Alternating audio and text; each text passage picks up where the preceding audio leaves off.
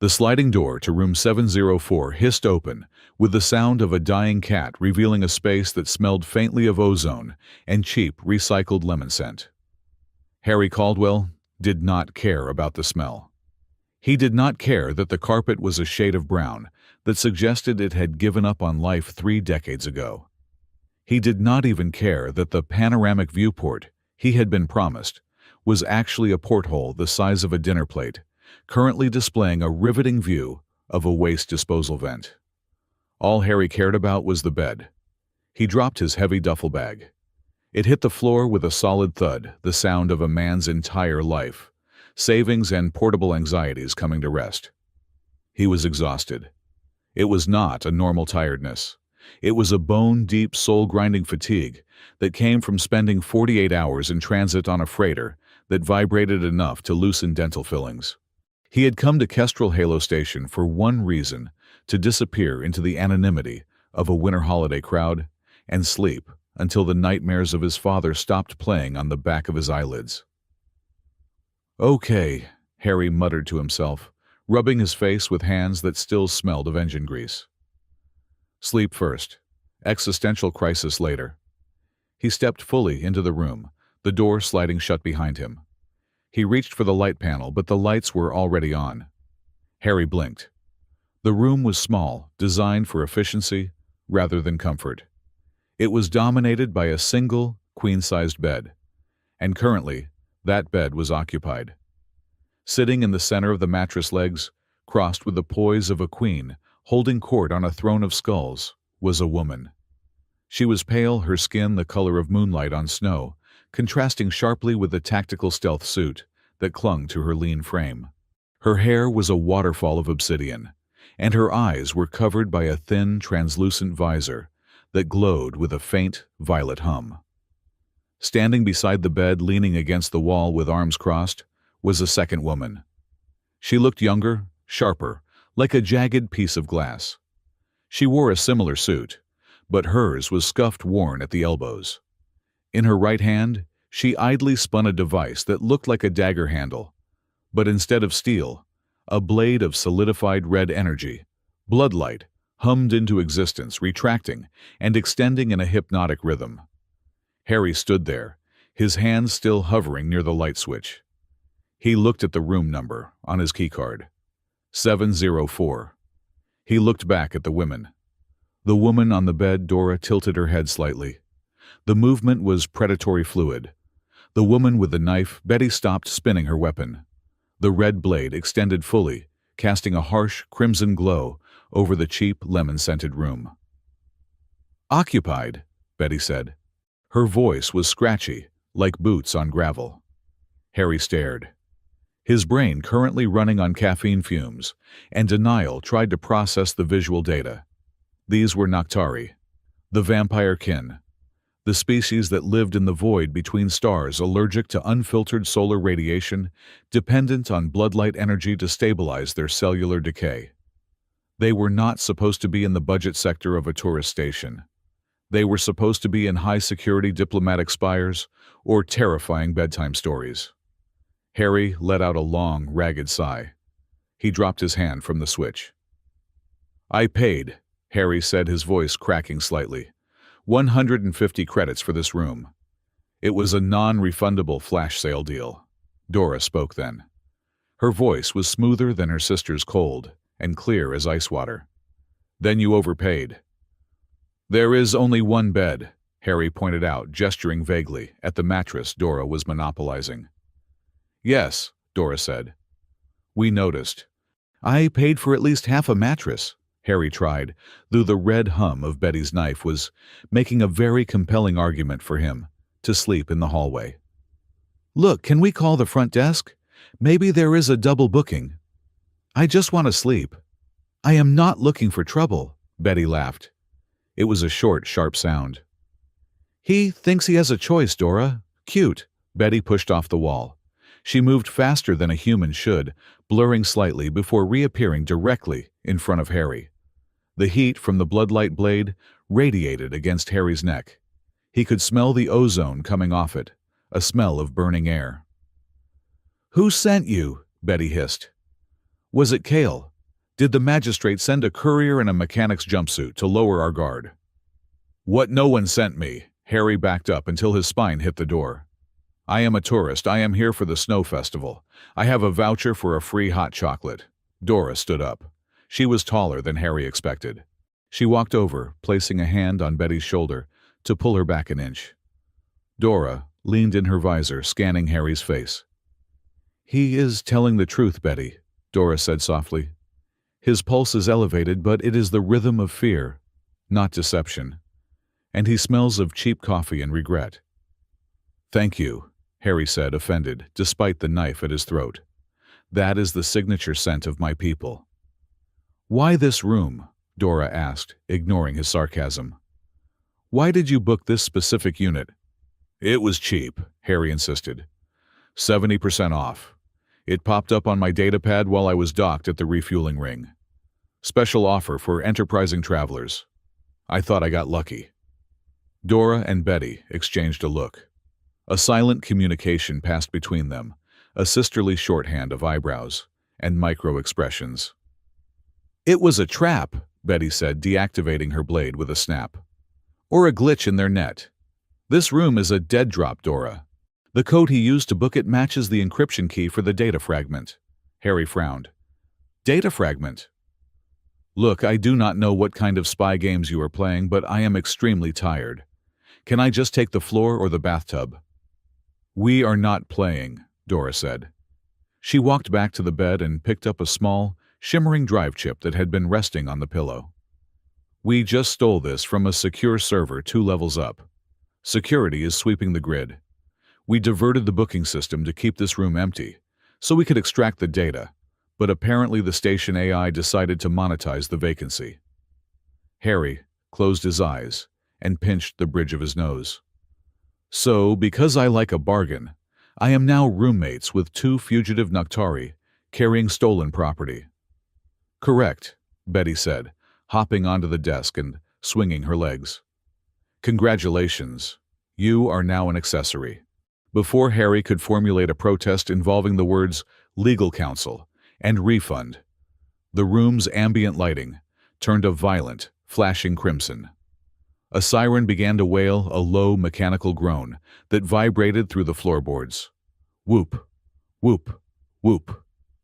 A holographic projection flickered to life in the center of the room, overriding the safety protocols. The face of a man appeared magnified and severe. He had a jawline that could cut glass, and eyes that looked like they had been surgically removed of all warmth. It was Director Soren Cale, the head of station security.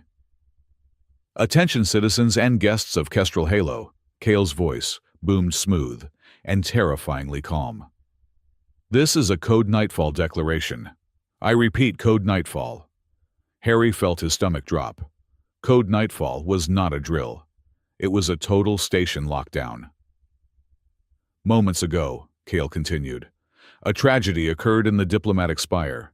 Ambassador Vorax has been assassinated. Witnesses described the assailants as 2 female combatants of Noctari descent, utilizing illegal bloodlight weaponry.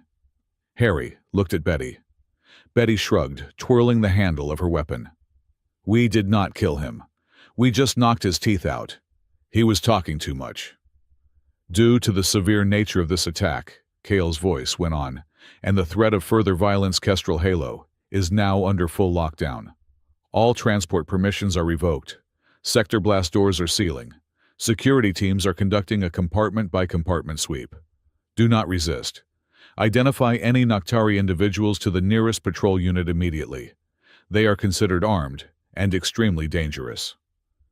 The hologram flickered out, replaced by the station's logo, rotating slowly in red. Silence filled the small room, heavier than before. Well, Harry said into the quiet, that sounds bad.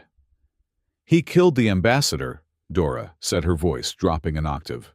She fastened the drive chip to her belt. Cale, he killed the ambassador to cover up what is on this drive. And now he is pinning it on us. And they are sweeping compartment by compartment, Betty added. She looked at the door. They will be here in 10 minutes, maybe 5. Harry looked at his duffel bag. He looked at the bed he would not be sleeping in. He looked at the vents.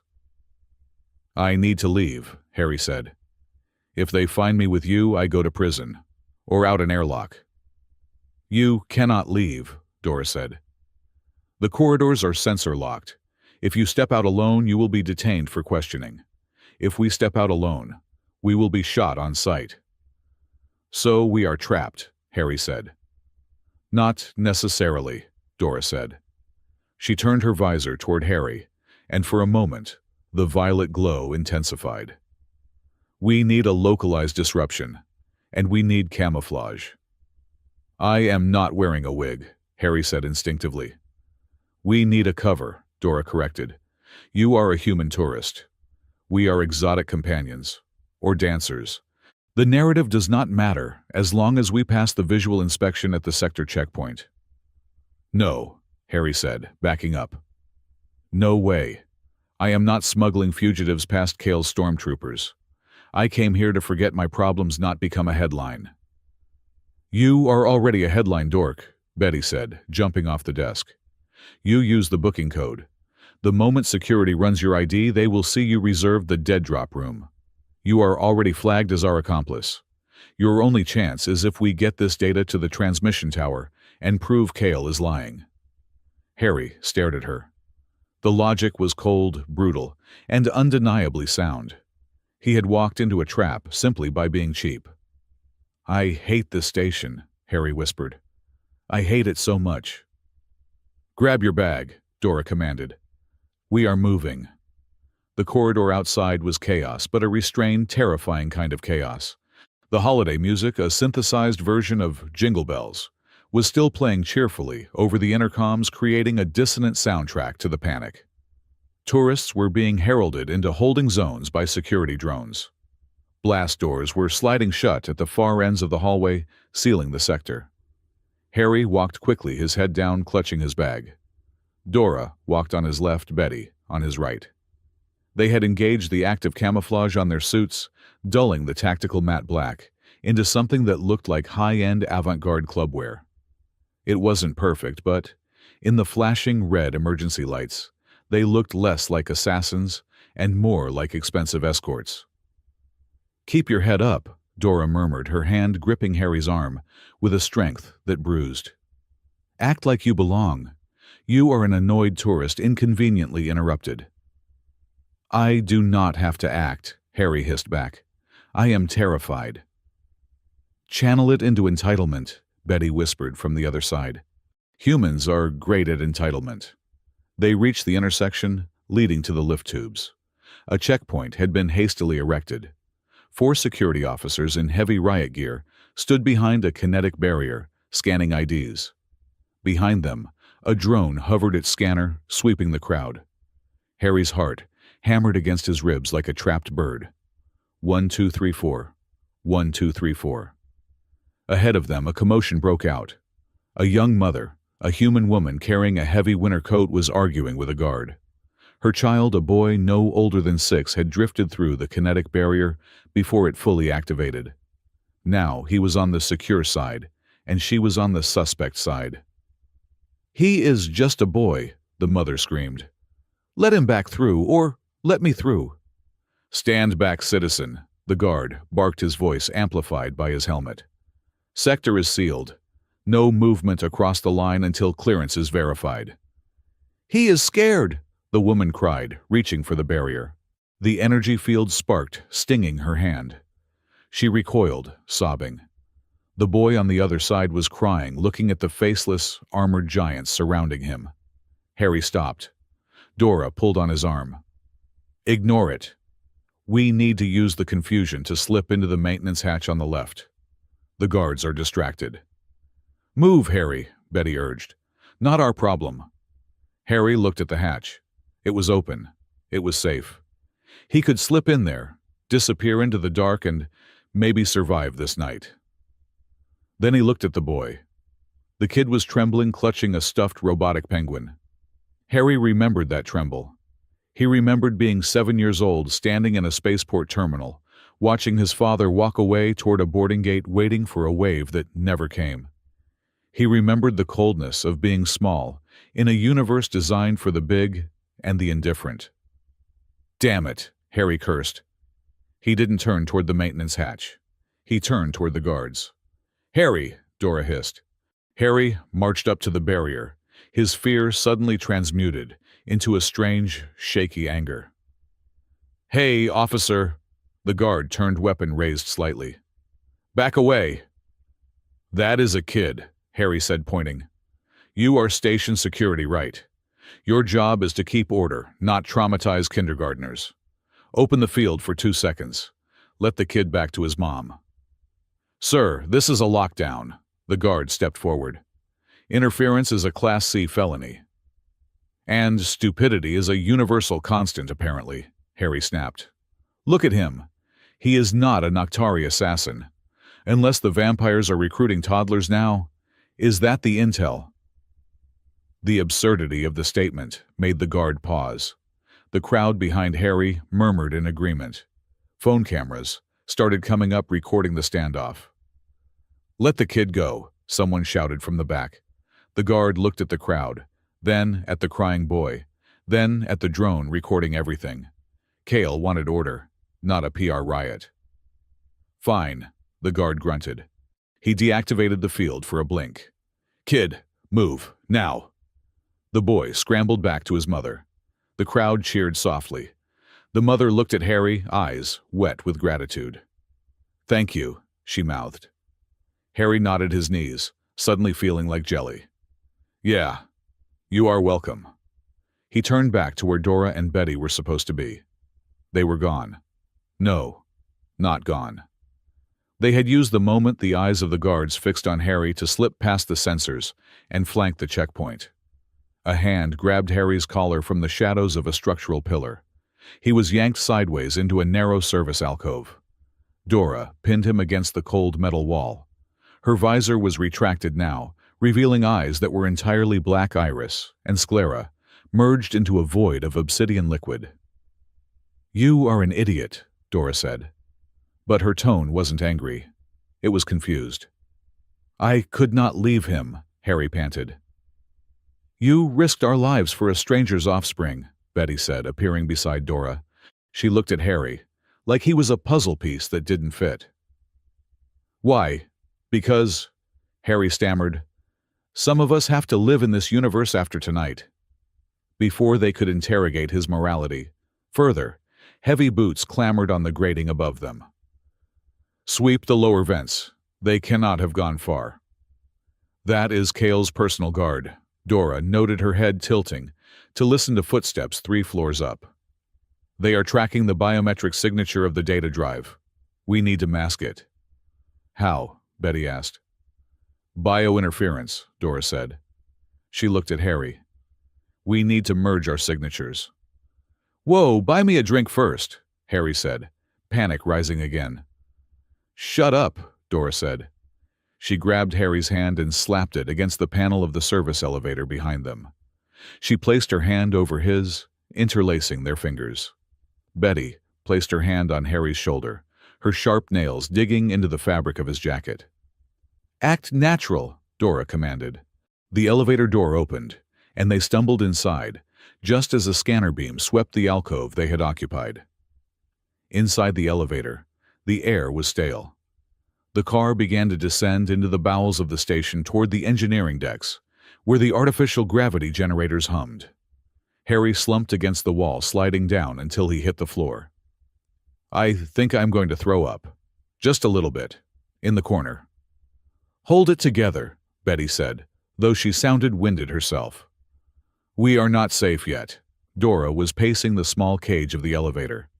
She looked at Harry, really looked at him for the second time. The contempt was fading, replaced by calculation. You created a distraction, Dora said. It was inefficient, dangerous, but effective. I did not do it for you, Harry muttered, closing his eyes. I know, Dora said. That is what makes it strange. The elevator shuddered and halted. The doors opened not to a corridor, but to a vast, dim cavern of machinery. This was the Snow Dome underbelly, the place where the magic was manufactured. Massive pipes pumped liquid nitrogen to the surface. Giant gears turned the rotational habitation rings. It was loud, hot, and industrial. "We need to cross the turbine hall," Dora said. "To get to the old comms array." They started walking along a narrow catwalk suspended over the grinding machinery. The drop below was easily 200 feet into darkness. Harry struggled to keep up. His duffel bag was heavy, and his legs felt like lead. "Why are you helping us?" Harry called out over the roar of a turbine. "You could have ditched me at the checkpoint." Betty looked back. "We need your code, remember. You are the key to the drop room. The data might need your bioprint to decrypt." "Oh," Harry said. "So I am a tool." "Everyone is a tool," Betty said. "Some are just sharper than others." Suddenly, a spotlight cut through the gloom. It hit them like a physical blow. "Halt." A skiff, a small security hover platform, dropped from the ceiling shadows. 3 officers stood on it, rifles trained on the catwalk. "Target acquired," one officer shouted into his comms. 2 Noctari subjects, 1 human collaborator. "Run!" Dora screamed. She did not wait. She shoved Harry forward. Betty leaped, clearing a 10-foot gap in the catwalk where a section had rusted away. She landed spun and ignited her bloodlight blade. She slashed the air, sending a crescent of red energy flying toward the skiff. It hit the pilot's stabilizer, causing the craft to lurch. Harry ran. He scrambled over pipes ducked under steaming vents. He was not a soldier. He was a guy who fixed navigation consoles for a living. He didn't run towards danger. He ran toward coffee breaks. But tonight, his legs pumped with a frantic energy he didn't know he possessed. The skiff recovered. Bullets sparked against the metal grating near Harry's feet. "Jump!" Dora yelled. Ahead, the catwalk ended. There was a gap leading to a maintenance chute. "Are you crazy?" Harry yelled. "Yes!" Betty laughed, and she jumped into the chute. Dora grabbed Harry's collar and threw him. He screamed, sailing through the air, flailing like a rag doll, before hitting the slanted metal of the chute. He slid down, spiraling into the darkness, with Dora landing gracefully behind him. They tumbled out onto a pile of insulation foam in a sub-basement room. It was quiet here. The roar of the machines was muffled. Harry groaned, rolling onto his back. "I am dead. I am definitely dead. This is hell. It smells like mildew." Dora stood up, brushing dust off her suit. She checked Betty, who was already checking her blade charge. "We lost them," Dora said. "For now." She reached down to help Harry up. It was a surprising gesture. Harry took her hand. As he was pulled to his feet, the movement dislodged something from beneath his shirt. His silver locket swung out, dangling in the dim emergency light. It was an old thing, analog and scratched. It popped open from the impact of the fall. Inside was not a picture, but a small, etched microplate with a complex geometric design, a family crest, but one that looked more like a circuit diagram. Dora froze. She stared at the locket. Her hand, which was still holding Harry's, tightened painfully. The violet light of her visor flickered and died, allowing Harry to see her eyes clearly. They were wide, the pupils blown distinct with shock. "Where did you get that?" Dora whispered. Her voice trembled. Harry pulled his hand away instinctively, clutching the locket. "It is my father's. He left it for me. It is just junk, a keepsake." Dora looked at Betty. Betty had stopped cleaning her blade. She was staring at the locket too, her expression unreadable. "Adrian," Dora said. It wasn't a question. It was a recognition. Harry stepped back, his back hitting a cold pipe. "How do you know that name? My father was just a structural engineer. He disappeared 15 years ago on a supply run." Dora stepped closer. The hostility was gone, replaced by a haunting intensity. She looked at Harry, not as a nuisance or a tool or a collaborator, but as a ghost. "He did not disappear on a supply run, Harry," Dora said softly. "What are you talking about?" Harry demanded, his voice rising. "Who are you people?" Dora reached out her finger, hovering inches from the locket, but not touching it, as if it were radioactive. "Your father," Dora said, and the words seemed to suck the air out of the room, "did not just build structures. He built us." Harry shook his head. "That is impossible. You are Noctari. You are a species. You are aliens." "We are engineered," Betty said, her voice unusually quiet. "Enhanced. Adapted for the void. But the design, the architecture of our bloodlight integration," Dora looked Harry in the eye. "The code in your booking, the encryption on the drive we stole, and that locket, they are all the same signature." Harry felt the world tilt. The exhaustion, the adrenaline, the fear, it all coalesced into a singular point of vertigo. "I do not understand," Harry whispered. Dora leaned in, her voice a sharp whisper in the gloom of the station's underbelly. "Your father's name is in our blood."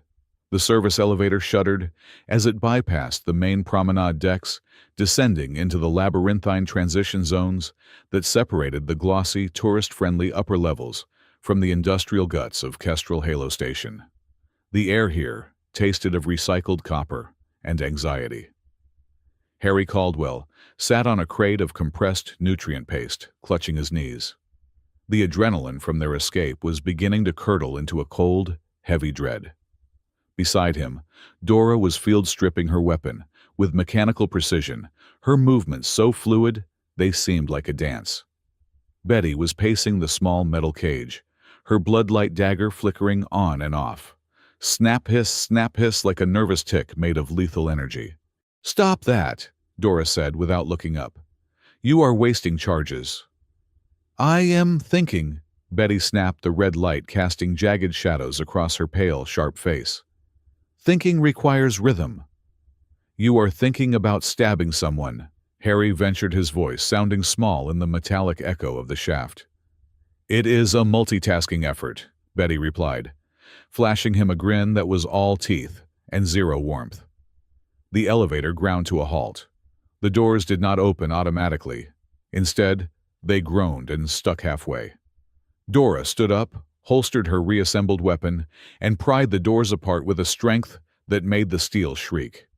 They stepped out into Sector 4, a logistical hub that had been transformed into a nightmare.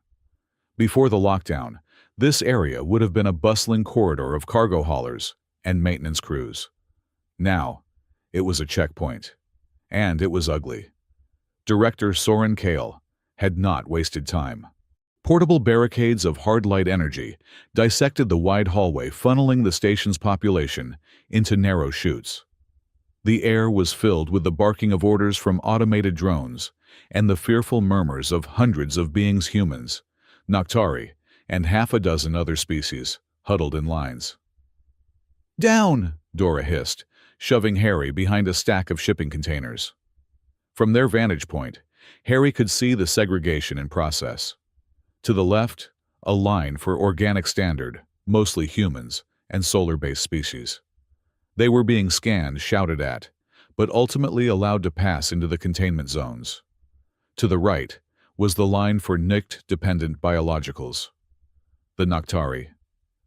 Harry watched his breath catching in his throat. He had always thought of vampires, or Noctari as the scientific manuals called them, as predators, apex hunters who owned the night. But what he saw now was not a pack of wolves. It was a herd of cattle being led to a slaughterhouse. A Noctari elder, a man whose skin was the texture of parchment and whose hair was wispy white, stumbled as he reached the front of the line.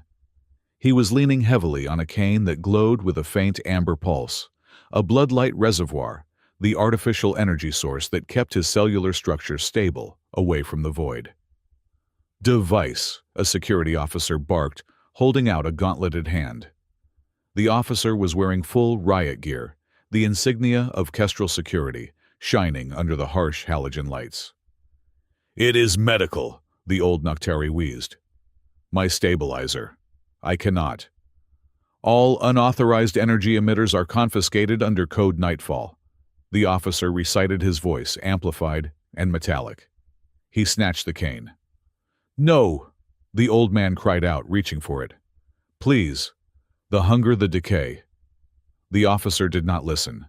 With a brutal, efficient motion, he snapped the reservoir from the top of the cane and tossed it into a lead-lined bin. The amber light died. The effect on the old Noctari was immediate and horrifying. Without the stabilizing radiation of the bloodlight, his body seemed to lose its cohesion. He collapsed, his skin turning a bruised, necrotic gray. He gasped, clawing at his throat, as if the air itself had turned to glass. "Move him," the officer commanded. 2 drones swooped down, grabbing the convulsing man by his arms and dragging him toward a holding cell that looked more like a cage. Harry felt a surge of nausea. "They are killing him," he whispered. "That is not security. That is slow suffocation." "It is control," Dora said softly. Her face was pressed against the cold steel of the container, her eyes tracking the officer's patrol pattern. "Kyle knows the Noctari physiology.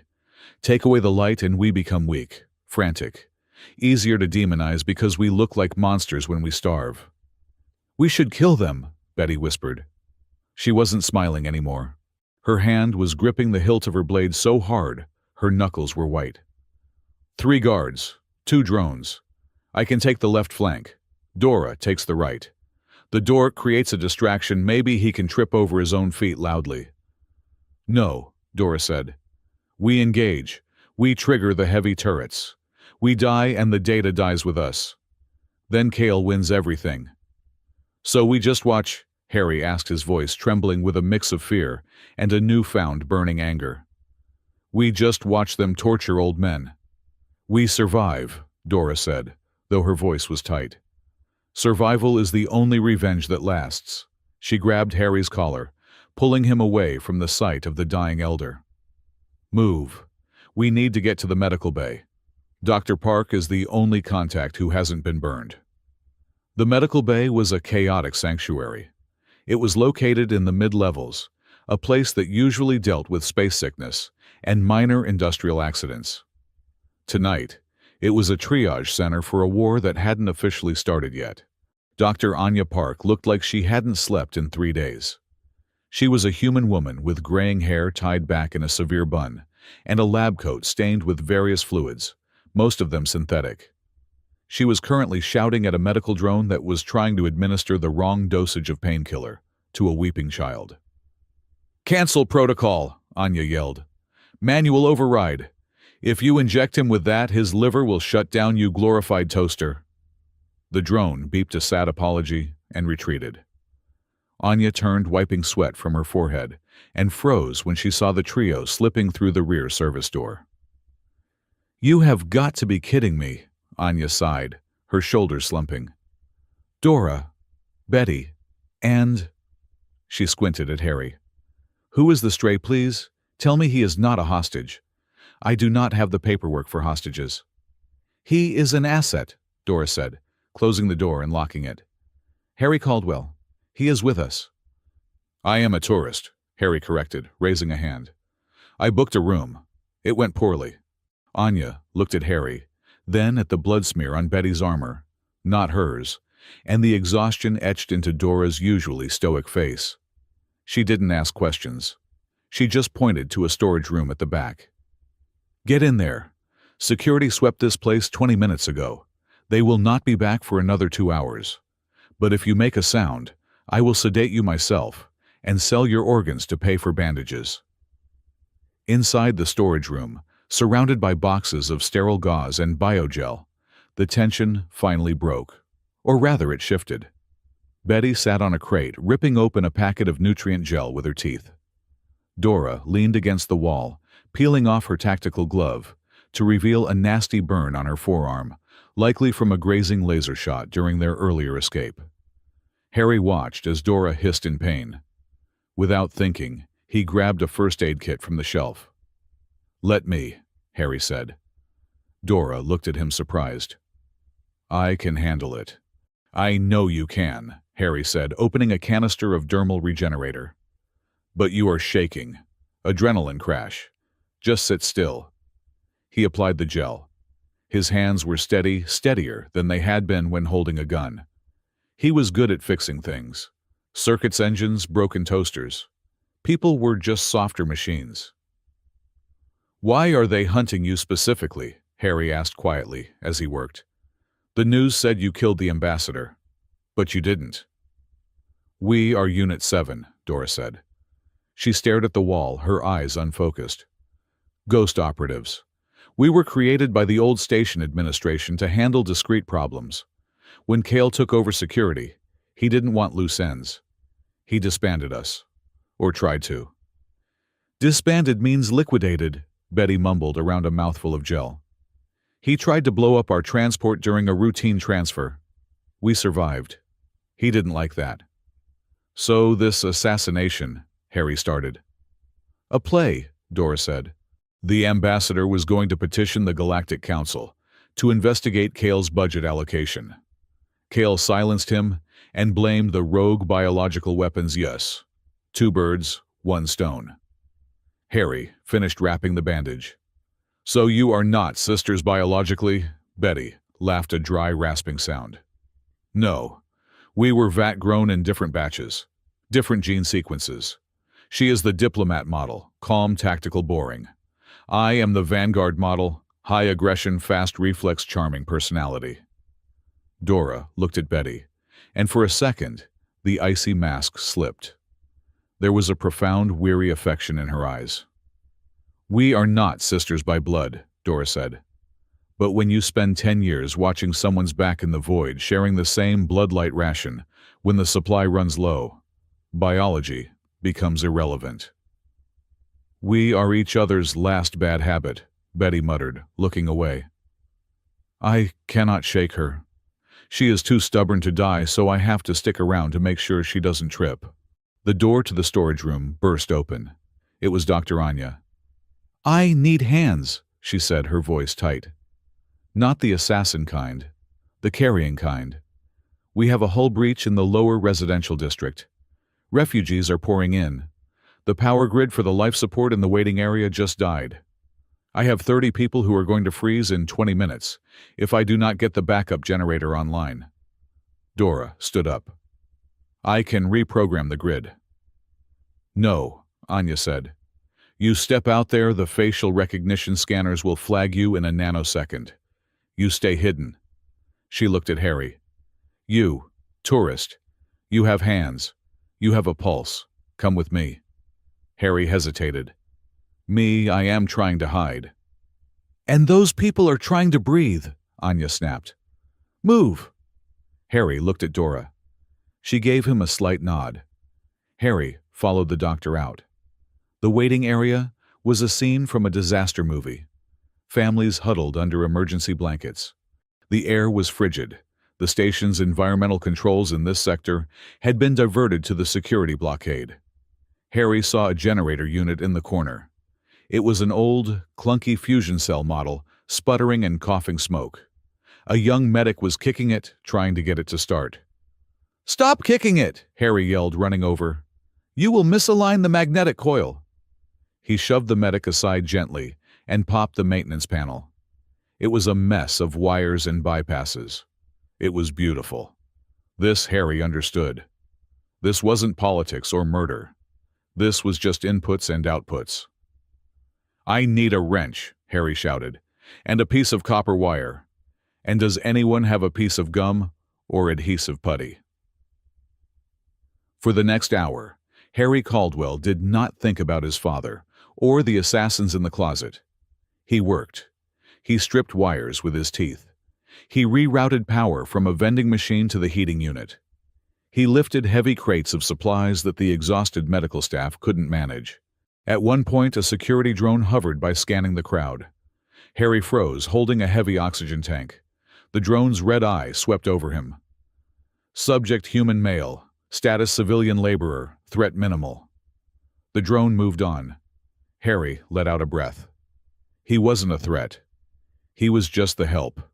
And for the first time in his life, being the invisible, useful Dork felt like a superpower. When the heaters finally hummed to life, filling the room with warm air, a cheer went up from the refugees. An old woman pressed a packet of dried fruit into Harry's hand. She didn't speak his language, but she patted his cheek. Harry stood there covered in grease, holding a bag of space raisins, and felt a strange warmth in his chest that had nothing to do with the heater. He went back to the storage room. Dora and Betty were waiting. "You smell like burned ozone and charity," Betty commented. "I fixed the heater," Harry said, tossing the fruit packet to her. "And I got us a lead." Dora straightened up. "Explain." "While I was under the floorboards rerouting the power," Harry said, "I tapped into the localized chatter. There is a broker operating out of the darker side of the snow dome. Someone who claims to have the other half of the data you stole. A guy named Ravel Jax." Betty's eyes widened. "Jax, the Weasel. He is on the station." "Apparently," Harry said. "And if he has the data, we can prove the video is fake." Getting to Ravel Jax required leaving the relative safety of the medical bay and crossing into the edge of the snow dome, the massive artificial winter resort that took up the center of the station. They moved through the service tunnels again, guided by Harry's newfound confidence in navigating the station's schematics. He had downloaded a layout from the generator's terminal. They emerged in an alleyway, behind a neon-lit bar called the Frostbite. The air here was colder, smelling of synthetic pine and expensive alcohol. Ravel Jax was waiting in a private booth at the back of the bar. He was a Rhodian-esque creature with multifaceted eyes and nervous, twitchy fingers that played with a stack of credit chips. "Dora Vale," Jax hissed his voice, like dry leaves skittering on pavement. "And the little knife sister. And a human who looks like he got lost on the way to the library." "He is with us," Betty growled, placing her hand on the table. The wood smoked slightly, where her bloodlight blade was concealed in her sleeve. "Cut the pleasantries, Jax. You message the encrypted channel. You have the master file." "I have access," Jax corrected. "Information is a commodity, my dears. And right now, the price of truth is very high." "We do not have credits," Dora said calmly. "We have a data chip with the encryption key. You have the file. Neither is useful without the other."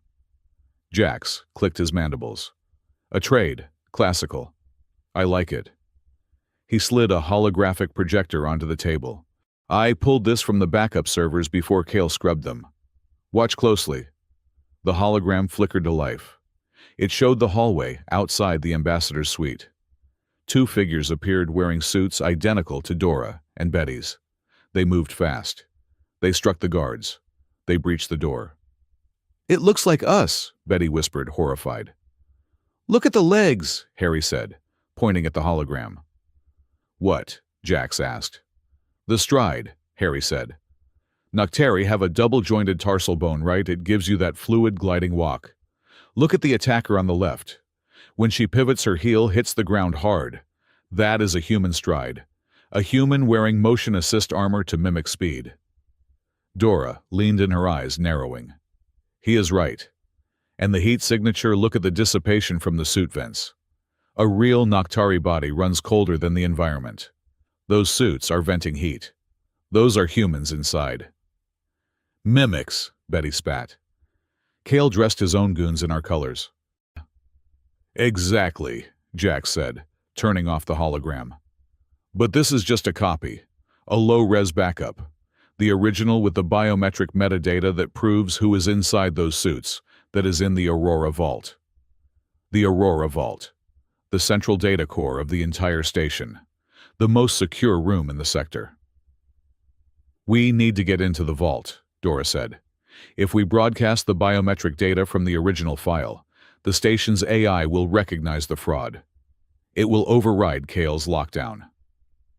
"The vault is inside the snow dome," Jax said, leaning back.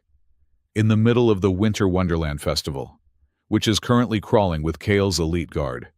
It is suicide." "It is Tuesday," Betty shrugged. "I can get you in," Jax said. "There is a maintenance hatch behind the artificial glacier, but it will cost you." "Cost what?" Harry asked. "The chip you stole," Jax said, pointing to Dora's belt. "The one with the encryption key. You use it to open the vault, you get your truth. Then, you give the chip to me. It has other codes on it. Codes I can sell to the highest bidder on the black market." "Deal," Dora said instantly. "Dora," Betty hissed. "That chip is our insurance." "The truth is our insurance," Dora replied. "The truth is slower," Betty argued, her voice rising. "We know where Kale is. He is in the command tower. We can bypass the vault. We go straight to the tower, we cut his throat, and this ends. We do not need to prove anything to these people who hate us." "If we kill him without proof," Dora said, her voice turning to steel, "we confirm everything he said about us. We become the monsters. We need to clear our names. For the unit. For the old man who died at the checkpoint." Betty looked at Harry. You tell her that being a hero gets you dead." Harry looked between the two sisters. He saw the pain in Betty's eyes, the desperate need to strike back at a world that hurt her.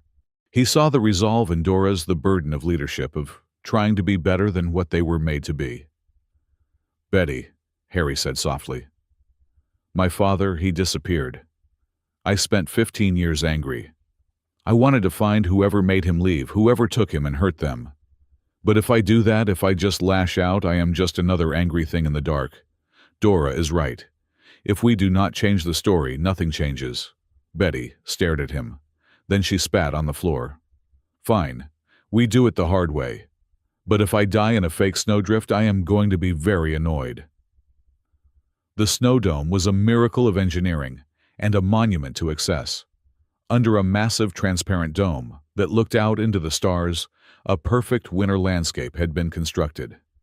Pine trees genetically modified to survive low-gravity hills of glistening white snow, and a frozen lake where tourists usually skated. Now, it was a hunting ground. The festive lights were still on garish reds and greens twinkling in the trees, but the music had been cut. Searchlights from hover drones swept the snow. Harry, Dora, and Betty moved through the tree line near the artificial glacier. They were dressed in white thermal ponchos.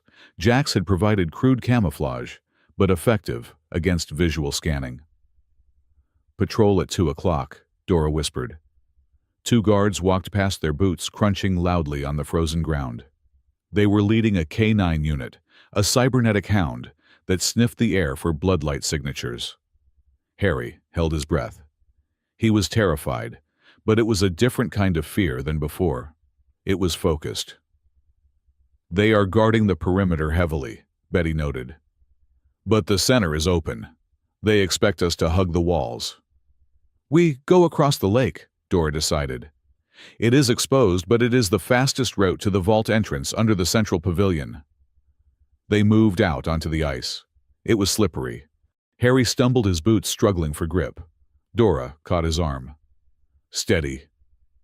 "I am not built for this," Harry whispered. "I am built for office chairs and mild climate control." "You are doing fine," Dora said. They reached the middle of the lake. The station's rotation simulated gravity, but out here on the ice, it felt lighter, dreamlike. Above them, through the dome, the nebula of the Kestrel sector swirled in purple and gold. For a moment they stopped. The beauty of it, the fake snow against the real stars, was overwhelming. Dora looked at Harry. The harsh lights of the drones were far away. In the ambient glow of the nebula, her face was softened. She reached out and adjusted the collar of his poncho. "Your pulse is racing again," she said quietly. "I am standing on a frozen lake with a super assassin," Harry said, "and I am about to break into a government vault. My pulse should be racing." "It is not fear this time," Dora observed. Harry looked at her. Really looked at her. He saw the weariness behind the warrior mask. He saw a woman who had been fighting a war she didn't start since the day she was born. "When this is over," Harry said, his voice catching, "when we clear your names, what will you do?" "I do not know," Dora admitted. "I have never planned that far ahead. Soldiers do not usually get retirement plans." "Maybe you can try a holiday," Harry said. "A real one. With a bed you do not have to fight for." Dora's lips twitched a ghost of a smile. "Maybe," Suddenly Betty's voice hissed in their earpieces. I hate to interrupt the romance novel, but we have company. Drone swarm, 12 o'clock high. Harry looked up. A cluster of drones, like a swarm of angry hornets, was descending from the dome ceiling. Run! They sprinted across the ice. The drones opened fire stun bolts that cracked the ice around them. Slide! Dora yelled. She grabbed Harry and threw him forward. He slid on his stomach, spinning across the smooth surface. Betty was skating on her boots, deflecting bolts with her energy blade, sending sparks flying into the night. They crashed into the snowbank on the far side of the lake, just under the lip of the central pavilion. The hatch, Betty pointed. Hidden behind a holographic snowman was a maintenance access panel. Harry scrambled over to it. It is locked, Harry shouted. Biometric seal. It needs a level 5 clearance. Use the chip, Dora yelled, firing her sidearm at the approaching drones. The chip is for the data, not the door, Harry panicked. He looked at the panel.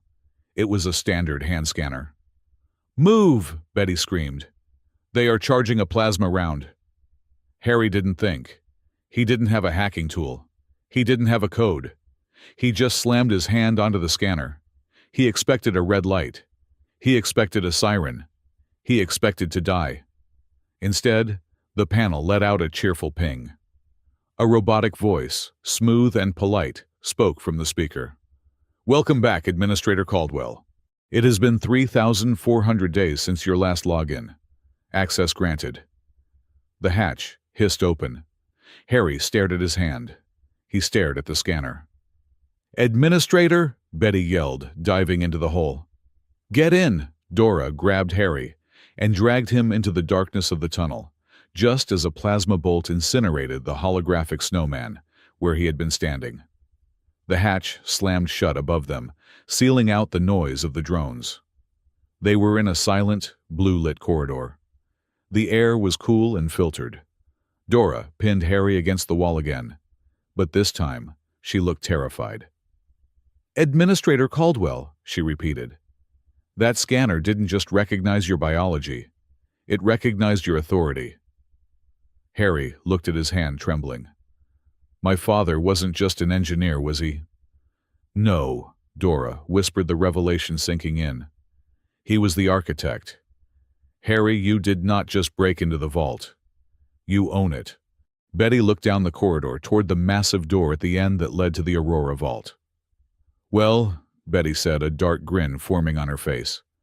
That complicates things. In a fun way. Harry swallowed hard. The locket burned against his chest. The station wasn't just a building. It was a legacy.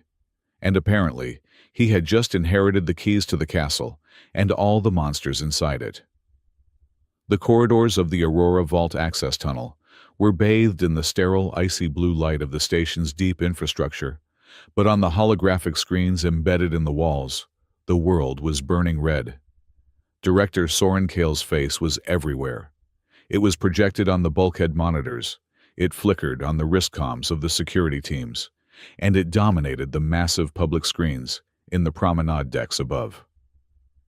Citizens of Kestrel Halo, Kale's voice was smooth, a velvet shroud over a steel cage. We have confirmed the identity of the terrorists.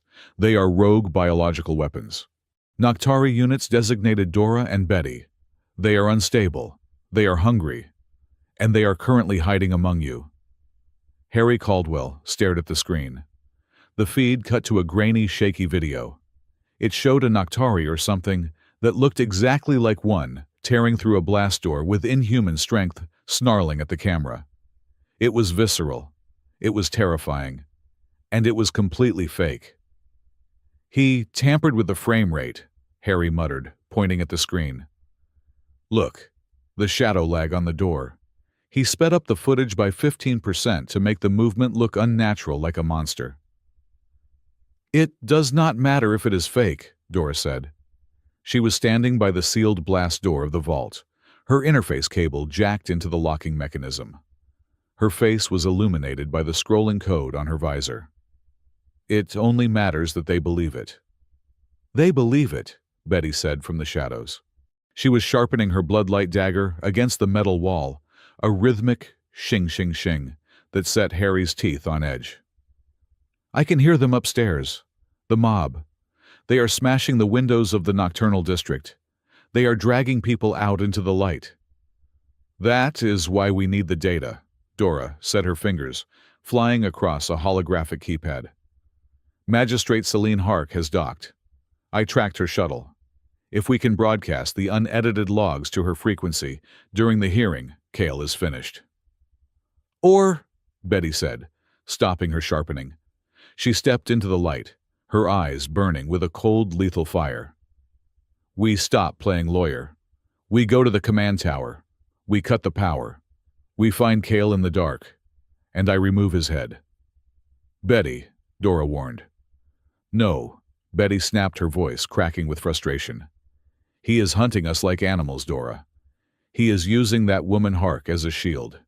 He is laughing at us. You want to show him a drive, I want to show him his own intestines. It is a much more direct message. If we kill him, Dora turned, ripping the cable from the port, we prove him right. We become the nightmares he is selling to the galaxy. I do not care about the galaxy, Betty shouted. I care about us. I care that you are bleeding. I care that we are going to die in a hallway because you want to be noble. The sisters stood chest to chest. The air between them crackled with tension, thicker than the shielding on the reactor core. Betty's blade was active, humming a dangerous red.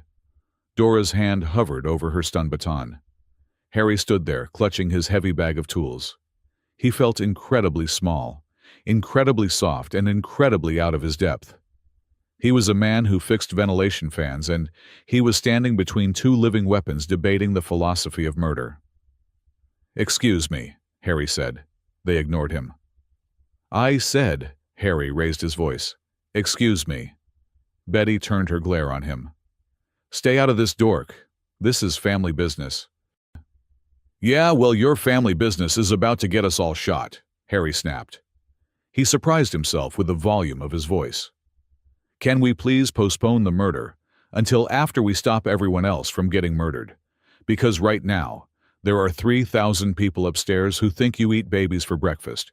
And if we do not open this door in the next 60 seconds, Cale's drones are going to weld it shut with us inside. Silence stretched for a heartbeat. Betty blinked. She looked at Harry, then at Dora. The red glow of her blade retracted. He has a point, Betty muttered. He is annoying, but he has a point. The door is unlocked, Dora said, her voice returning to its professional chill. But there is a complication. The gravity plating in the transition corridor has been inverted.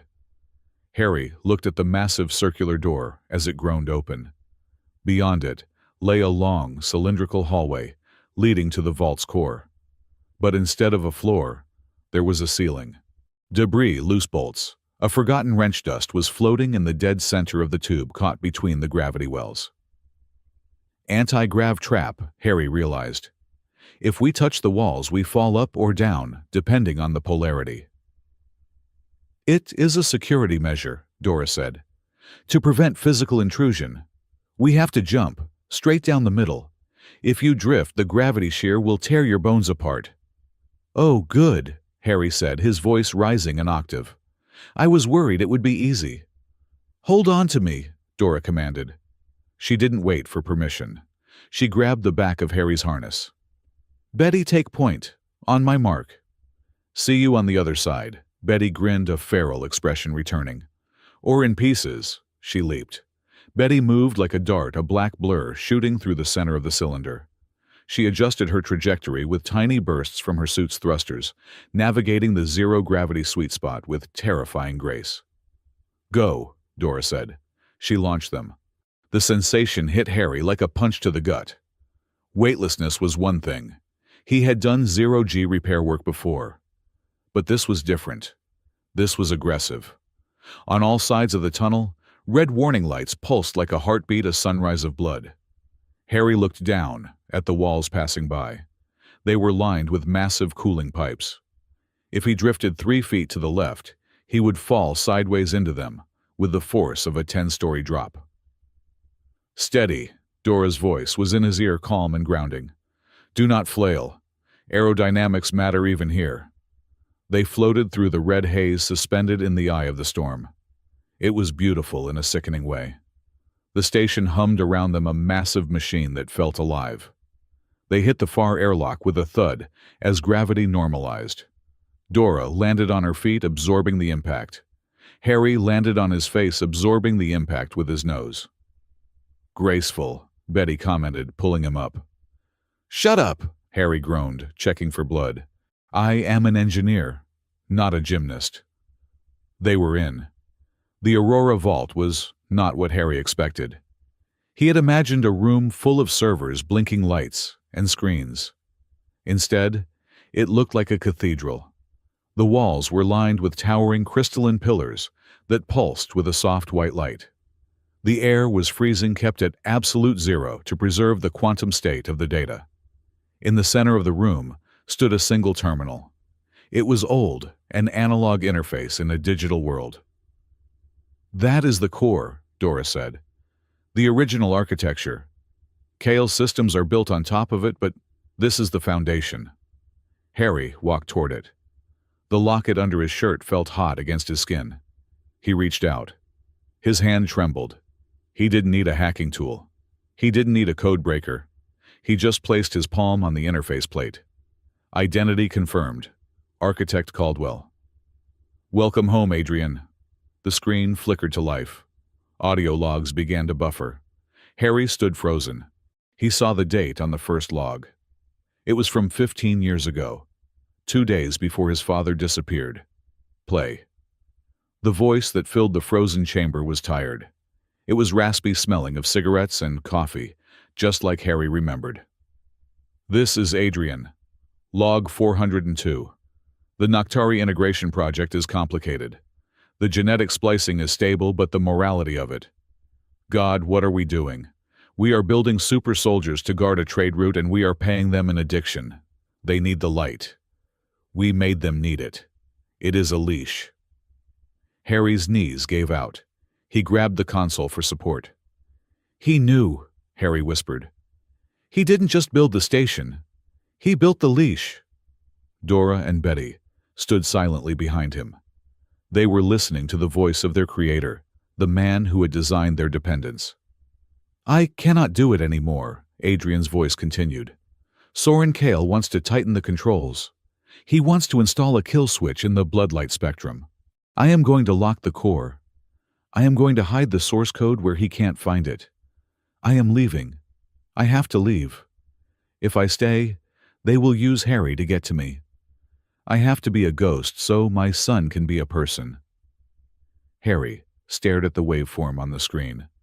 A single tear, hot and angry, rolled down his cheek. "He left me to protect me." Harry laughed, a broken, jagged sound. "He left me in a foster home with a fake story about a supply run accident, so he could play hide and seek with his conscience." "Harry," Dora said softly.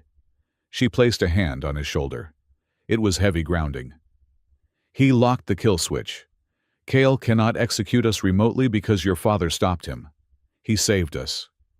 "He made you—" Harry spun around, shrugging off her hand. "He made you addicts. He made you weapons. And he left me alone for 15 years to wonder why I wasn't good enough to stay for—" "Harry," Betty said. Her voice was surprisingly gentle. "Focus. The data. Look." Harry turned back to the screen. The log continued. "I am archiving the surveillance feeds from the diplomatic spire. Kale is planning something. If anything happens to the ambassador, the proof will be here. File Alpha 9. "That is it," Dora said, leaning in. "File Alpha 9. That is the unedited footage of the assassination." Harry's fingers flew across the keyboard. He was angry. He was furious.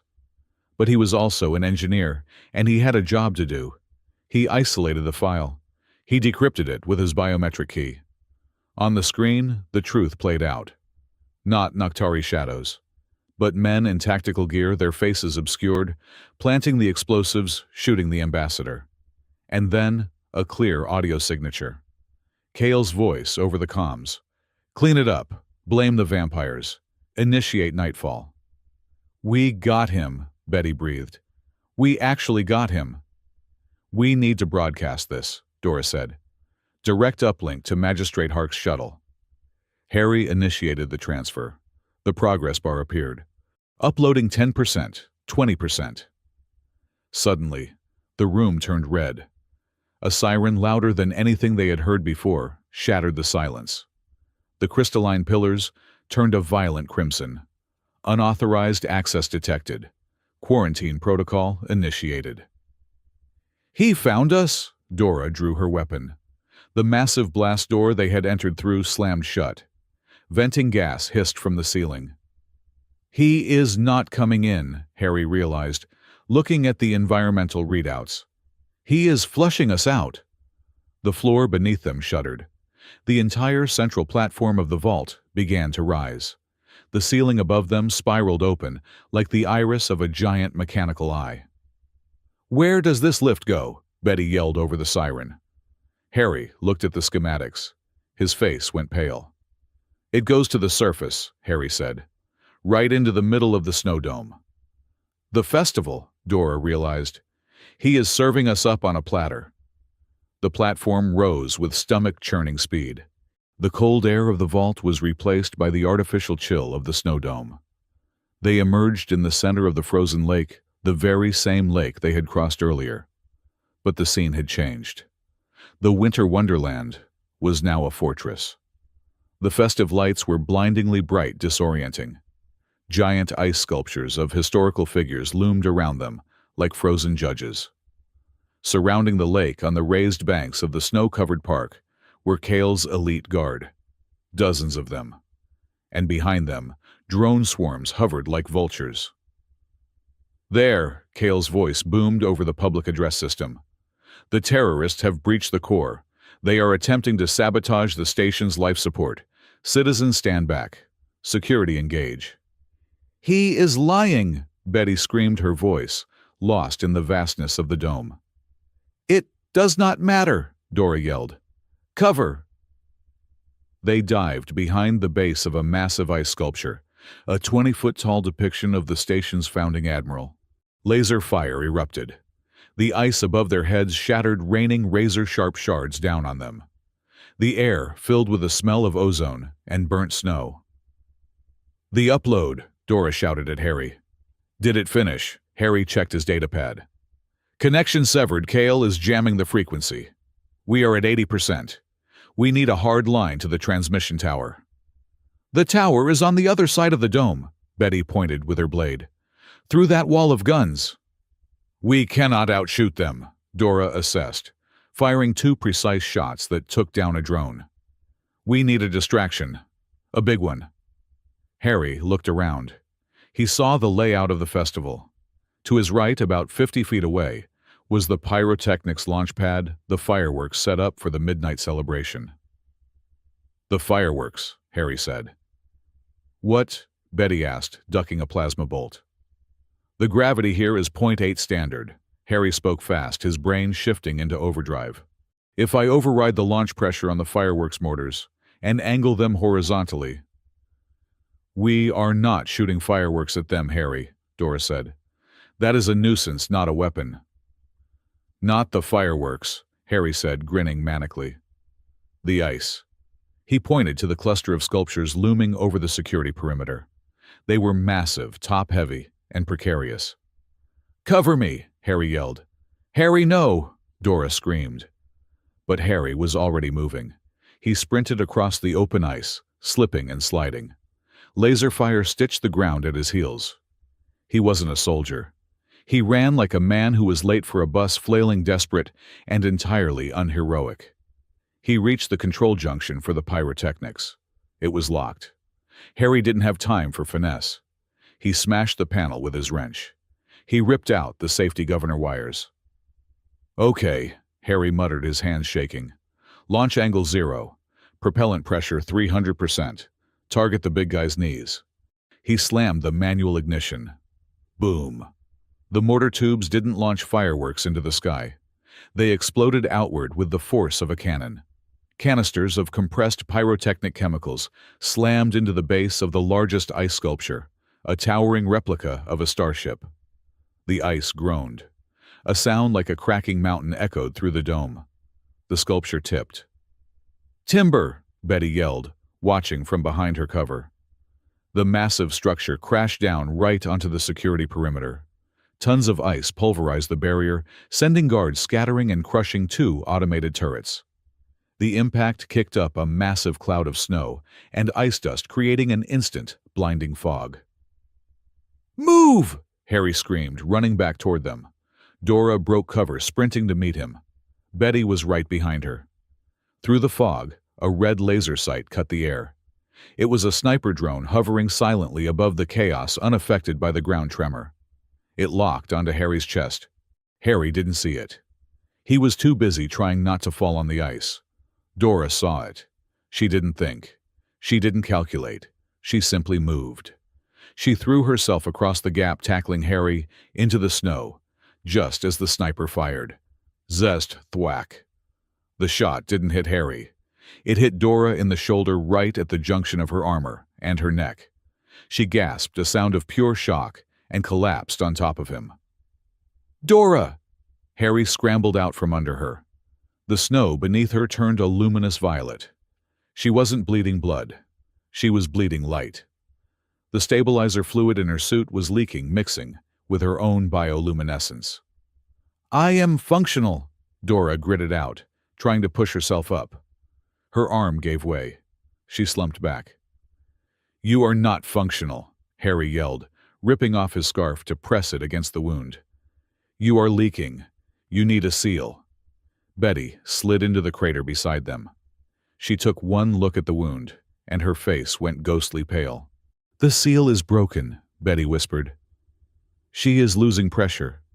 If she loses too much blood light, she will destabilize," Harry finished. He knew the biology now. He had heard his father's logs. Laser fire began to probe the fog again. They were pinned. Dora reached up with her good hand and grabbed Harry's jacket. Her grip was weak, trembling. "Harry," she whispered. Her eyes, usually so cold and guarded, were wide open. "Leave me. Take the data. Betty can get you to the tower." "Shut up," Harry said, his voice thick with panic. "Nobody is leaving anybody." "I cannot move fast enough," Dora said. "I am a liability. Please. I cannot watch you die because of me. I cannot lose another one." Harry froze. It wasn't the pain of the wound that was breaking her voice. It was fear. The stoic, unshakable assassin was terrified. Not of death, but of grief. "You are not losing me," Harry said firmly. He looked at Betty. "Help me get her up.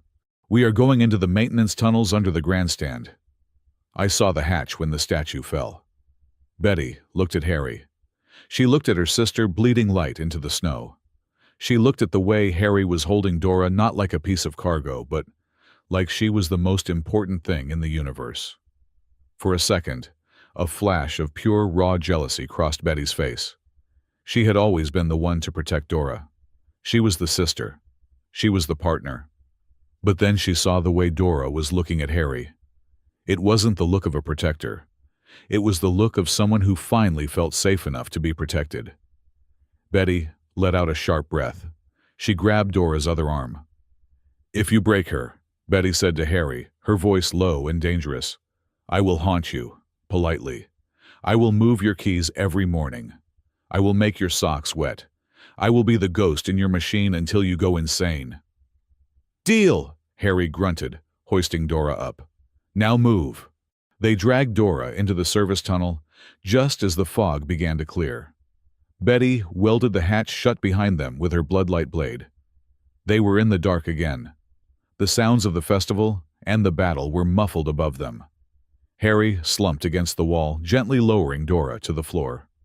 He used a tube of industrial sealant from his tool bag to patch her suit. It wasn't medical grade, but it stopped the leak.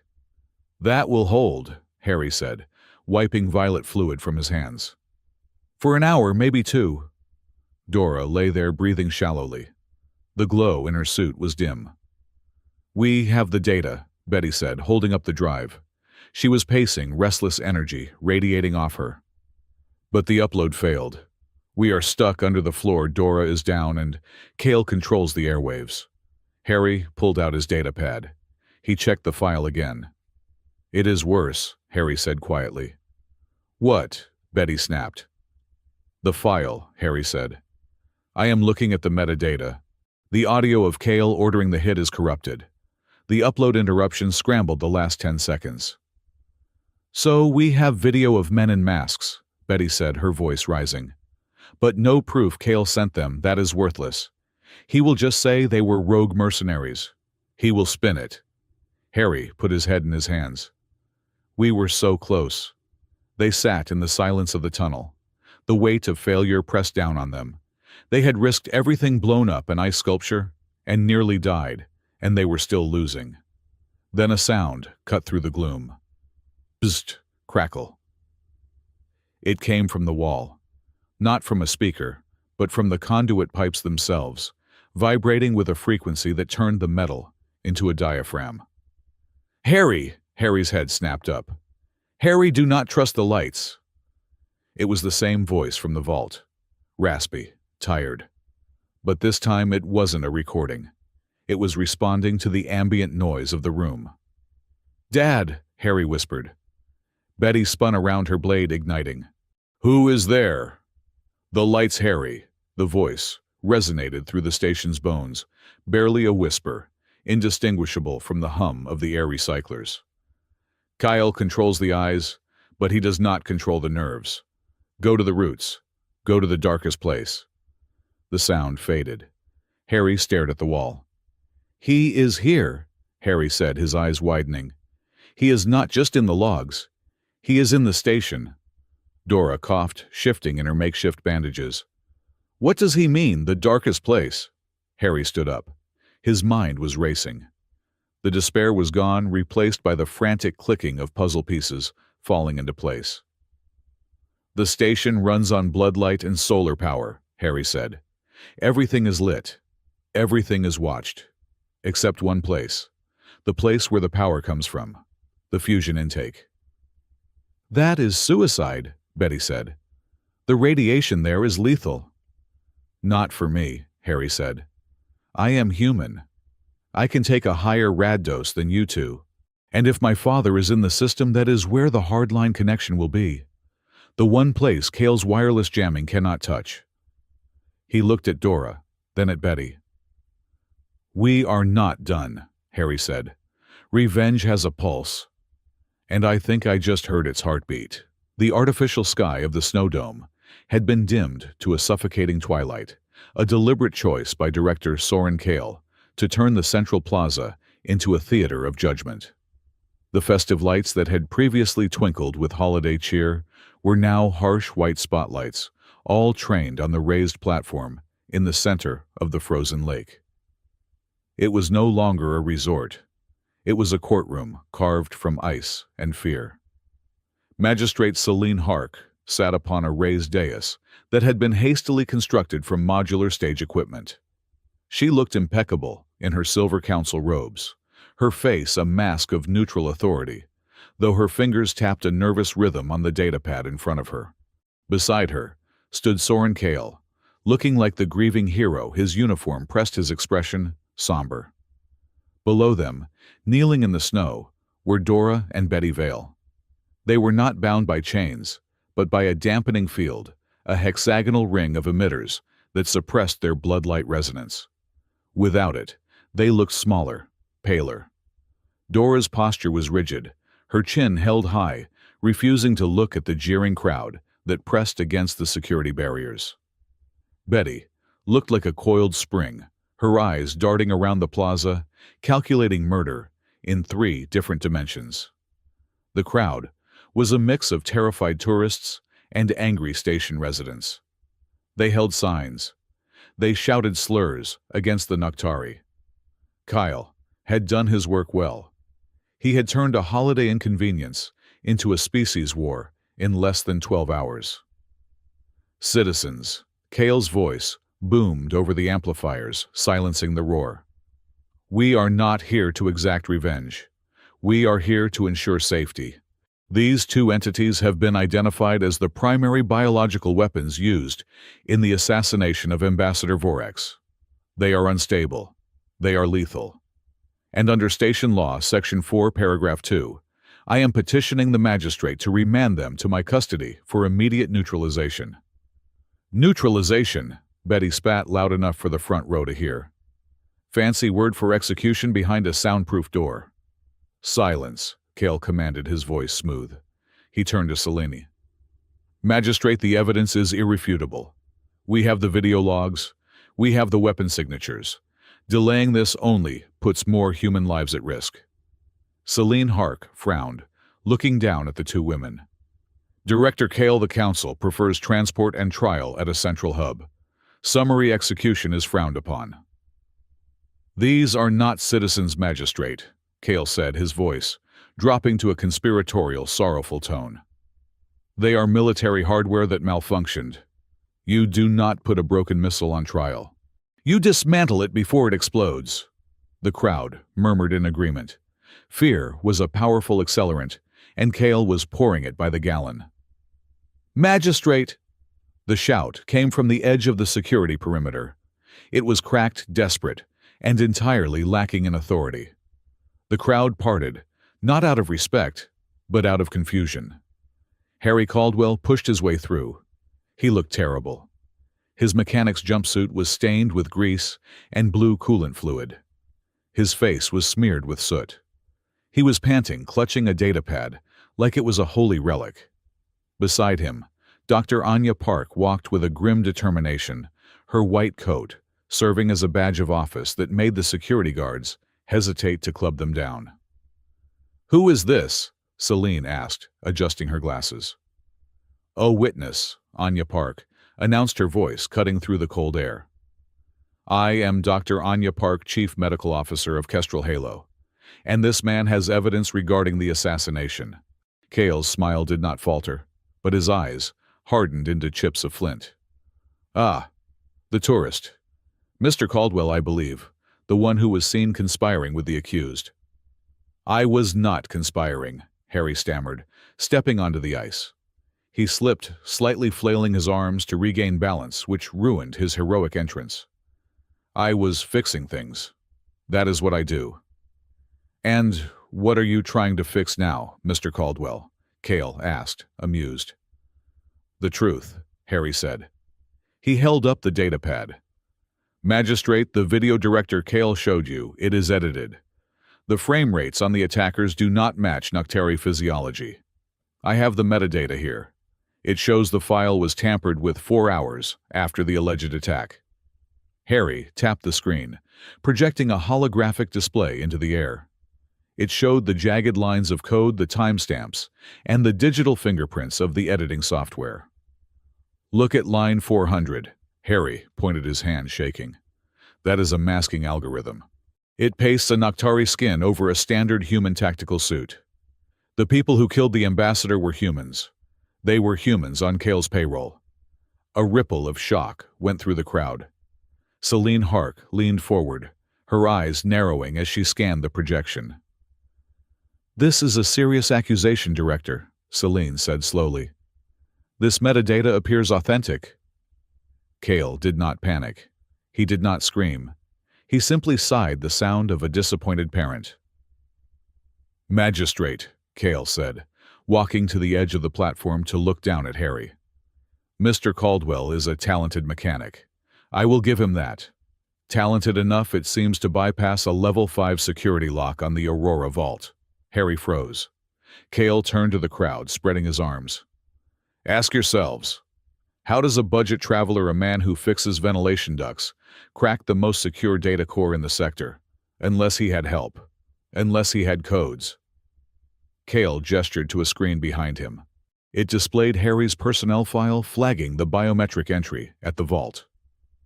"Access granted to Administrator Caldwell," Cale read aloud.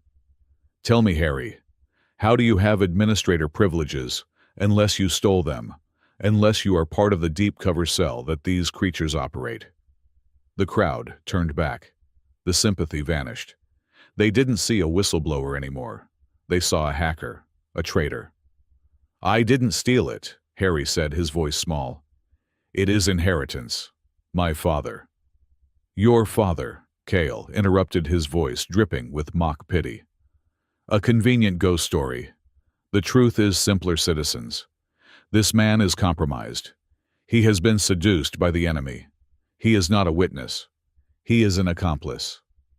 "He is not an accomplice," Betty yelled, straining against the dampening field. "He is just a dork. Look at him." "Betty, help me out here," Harry hissed. "I am helping," Betty shouted. She looked at Cale, then at the magistrate. "You think this man is a mastermind. You think he is a super hacker. Lady, look at his shoes. He tied them with a double knot because he is afraid they will come undone. Last night, I watched him try to open a jar of pickles for 10 minutes before he gave up and asked a drone to do it. He cannot even open a pickle jar. You think he opened your vault?" A few people in the crowd snickered. The tension in the air fractured slightly. It was absurd. It was human. It made Harry look less like a villain and more like, well, Harry. Celine. Hark looked at Harry, really looked at him. She saw the grease, the fear, the utter lack of malice. "The metadata deserves investigation," Celine ruled. "Director, I am suspending the transfer order until—" "I invoke the blood oath," Dora said. The silence that followed was absolute. Even the wind seemed to stop. Dora stood up. The dampening field hummed angrily, trying to push her down, but she stood through the pain, her spine straight as a steel rod. "What did you say?" Cale asked, his voice losing its theatrical polish. "The blood oath," Dora repeated, her voice projecting clear and cold to every corner of the plaza. "Under the Armistice Treaty of Sector 7, a Nocturi accused of a capital crime on a neutral station has the right to trial by combat. If I win, our innocence is proven. If I lose, you can execute us both right here." "That is an archaic tradition," Cale scoffed. "We are civilized people." "Are you?" Dora challenged. "You want to kill us. I am offering you a chance to do it legally. Or are you afraid, Director, afraid that without your lies, you are just a bureaucrat with a stolen badge?" The crowd began to murmur again. This was a spectacle they understood. A duel. It was primal. It was fair in a way that politics never was. "Accept it," someone shouted from the back. "Let them fight," another voice cried. Celine Hark looked at Cale. "The treaty is technically still active, Director. If she invokes it, you must answer, or release them." Cale looked at the crowd. He looked at the cameras. He was trapped by his own theater. If he refused, he looked weak. If he accepted, a cruel smile slowly spread across Cale's face. "Very well," Cale said. "I accept. But as the accuser, I am not required to fight personally. I choose a champion." He snapped his fingers. From the shadows of the security entrance, a figure emerged. It was massive, 7 feet tall, clad in sleek black armor that seemed to absorb the light. It moved with a disturbing, jerky speed. Its face was covered by a helmet that had no eyes, only a smooth black visor. "My personal bodyguard," Cale announced. "Unit Omega." Harry looked at the figure. His engineer's brain started screaming. The proportions were wrong. The center of gravity was too low. "Dora, no," Harry whispered. "That thing is not right." "It does not matter," Dora said, stepping out of the dampening field as Cale deactivated her sector. "It is the only way." She looked at Harry. For a brief second, the icy warrior mask slipped. She looked terrified, not for herself, but for what would happen to him if she failed. "Stay behind the barrier, Harry," she said softly. "And if I fall, run." Dora stepped into the center of the circle. The snow crunched under her boots. She drew her stun baton. Her lethal weapons had been confiscated. Cale tossed a similar baton to Unit Omega. "Begin," Celine Hark ordered. The fight was fast, terrifyingly fast. Dora moved like liquid mercury. She was a dancer of violence, feinting, striking, spinning. She landed 3 hits in the first 5 seconds, cracks of thunder against the black armor of her opponent. But Unit Omega didn't flinch. It didn't react to pain. It simply absorbed the blows and swung back with the force of a hydraulic press. Dora ducked a swing that would have taken her head off. She rolled, coming up behind the giant, and drove her baton into the back of its knee, a classic joint lock takedown. The giant didn't buckle. Instead, its leg rotated 180 degrees, an anatomically impossible move, and kicked her backward. Dora flew 10 feet, skidding across the ice. She gasped, clutching her ribs. "He is cheating!" Betty screamed from inside her containment field. "That is not a person, that is a rig!" "Silence," Kale shouted. "It is a bio-augmented soldier. Perfectly legal." Dora got up. She was slower now. Blood, dark and viscous, was seeping from her side. Unit Omega advanced. It dropped the baton. From its gauntlets, blades extended. Not metal blades. Bloodlight blades. But they were wrong, jagged, unstable, crackling, with a sickly green hue. "He has bloodlight tech," Harry realized, gripping the barrier. "He stole their tech and twisted it." Dora engaged again. She parried the green blades with her baton sparks, showering the snow. She was fighting for her life, for her sister, for the truth. But she was exhausted, injured, and fighting a machine wearing a man's shape. Unit Omega caught her baton. With a sickening crunch, it crushed the weapon in one hand. With the other, it backhanded Dora. She hit the ice hard. She didn't get up immediately. The giant stood over her, raising the green blades for a killing stroke. "Finish it," Kale ordered, his voice trembling with anticipation. "No." The shout didn't come from Betty. It came from Harry. Harry Caldwell, the man who couldn't open a pickle jar, vaulted over the security barrier. He didn't have a weapon. He didn't have armor. But he had his heavy tool bag, and he had the desperation of a man who had spent his whole life watching people leave him, and who had decided firmly and finally that he was done watching. Harry slammed into the side of the arena, not running toward the giant, but toward a pile of emergency rescue gear that had been left near the collapsed ice sculpture from the previous night. He grabbed the Jaws of Life, a massive hydraulic pneumatic cutter used for prying open crashed starship bulkheads. It weighed 40 kilograms. It was bright yellow and ugly. Harry roared a sound that was half scream, half sob, and heaved the cutter up. As Unit Omega brought the blades down, Harry threw himself between the monster and Dora. He didn't attack. He held the hydraulic jaws up like a shield. Clang. The green blades slammed into the hardened alloy of the rescue tool. Sparks erupted like a fountain of molten gold. Harry's knees buckled under the impact. He felt something in his back pop. He screamed in pain, but he didn't let go. "Harry!" Dora gasped, looking up at him. He was standing over her, his legs shaking, his face red with exertion, holding back death with a piece of industrial machinery. "I paid for the room," Harry gritted out, blood trickling from his nose. "I get to say who sleeps in it." The giant pulled back for another strike. Harry knew he couldn't take a second hit. His arms felt like wet noodles. "Betty," Harry screamed, not looking back. "Now, do the thing."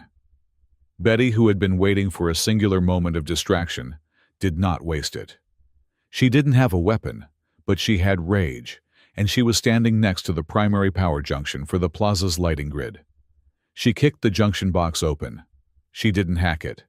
She grabbed the main coolant line and ripped it free with her bare hands, spraying supercooled liquid nitrogen directly onto the hot power couplings. Boom. The plaza plunged into darkness. The spotlights died. The ambient lights died. Only 2 things remained illuminated. Dora's eyes, glowing their natural faint violet, and Unit Omega. Without the overwhelming glare of the stadium lights to mask it, the bodyguard was revealed for what it was. The green blades sputtered. The armor's camouflage emitters failed in the blackout. Under the black shell, the creature glowed, but not with life. It glowed with the frantic strobing light of a leaking fusion battery. Its skin was translucent, revealing gears, pistons, and a terrified, emaciated human, wired directly into a metal chassis. It wasn't a soldier. It was a torture victim, turned into a puppet. "Look," Harry yelled into the silence, his voice cracking. "Look at it. That is not a bodyguard. That is a cyborg. Kale is using illegal cyber necromancy." A spotlight from a hovering news drone independent of the grid swung down, illuminating the horrific fusion of meat and machine. The crowd gasped. This was a taboo of the highest order. The council banned the reanimation of the living dead for combat. Celine Hark stood up, knocking her chair over. "Director Kale, explain this abomination." Kale stood on the platform. His face was pale, stripped of all its charm. The play was over. The audience wasn't clapping. They were picking up rocks. "It is necessary," Kale stammered, backing away. "To protect you, to fight the monsters we had to become." "You are the monster," a woman in the crowd screamed. It was the mother of the child Harry had helped at the checkpoint. A rock flew. It hit Kale in the shoulder. Then another. Then a piece of ice. The security guards looked at each other. They looked at the cyborg twitching in the snow. They looked at the angry mob. Slowly, one by one, they lowered their rifles. They were not going to die for this. Kale looked around. His empire of fear had crumbled in 10 seconds, brought down by a mechanic with a pair of pliers and a vampire with a smart mouth. "No," Kale whispered. His eyes darted to the command spire towering above the plaza. "No. If I cannot save the station, I will cleanse it." He tapped his wristcom. A red light blinked on his uniform. "Winter Sun Protocol initialized," a robotic voice announced from the speakers, terrifyingly calm. "Core overload in T-minus 10 minutes. "He is going to blow the reactor," Dora said, struggling to her feet. She leaned heavily on Harry, who dropped the heavy hydraulic cutter with a groan.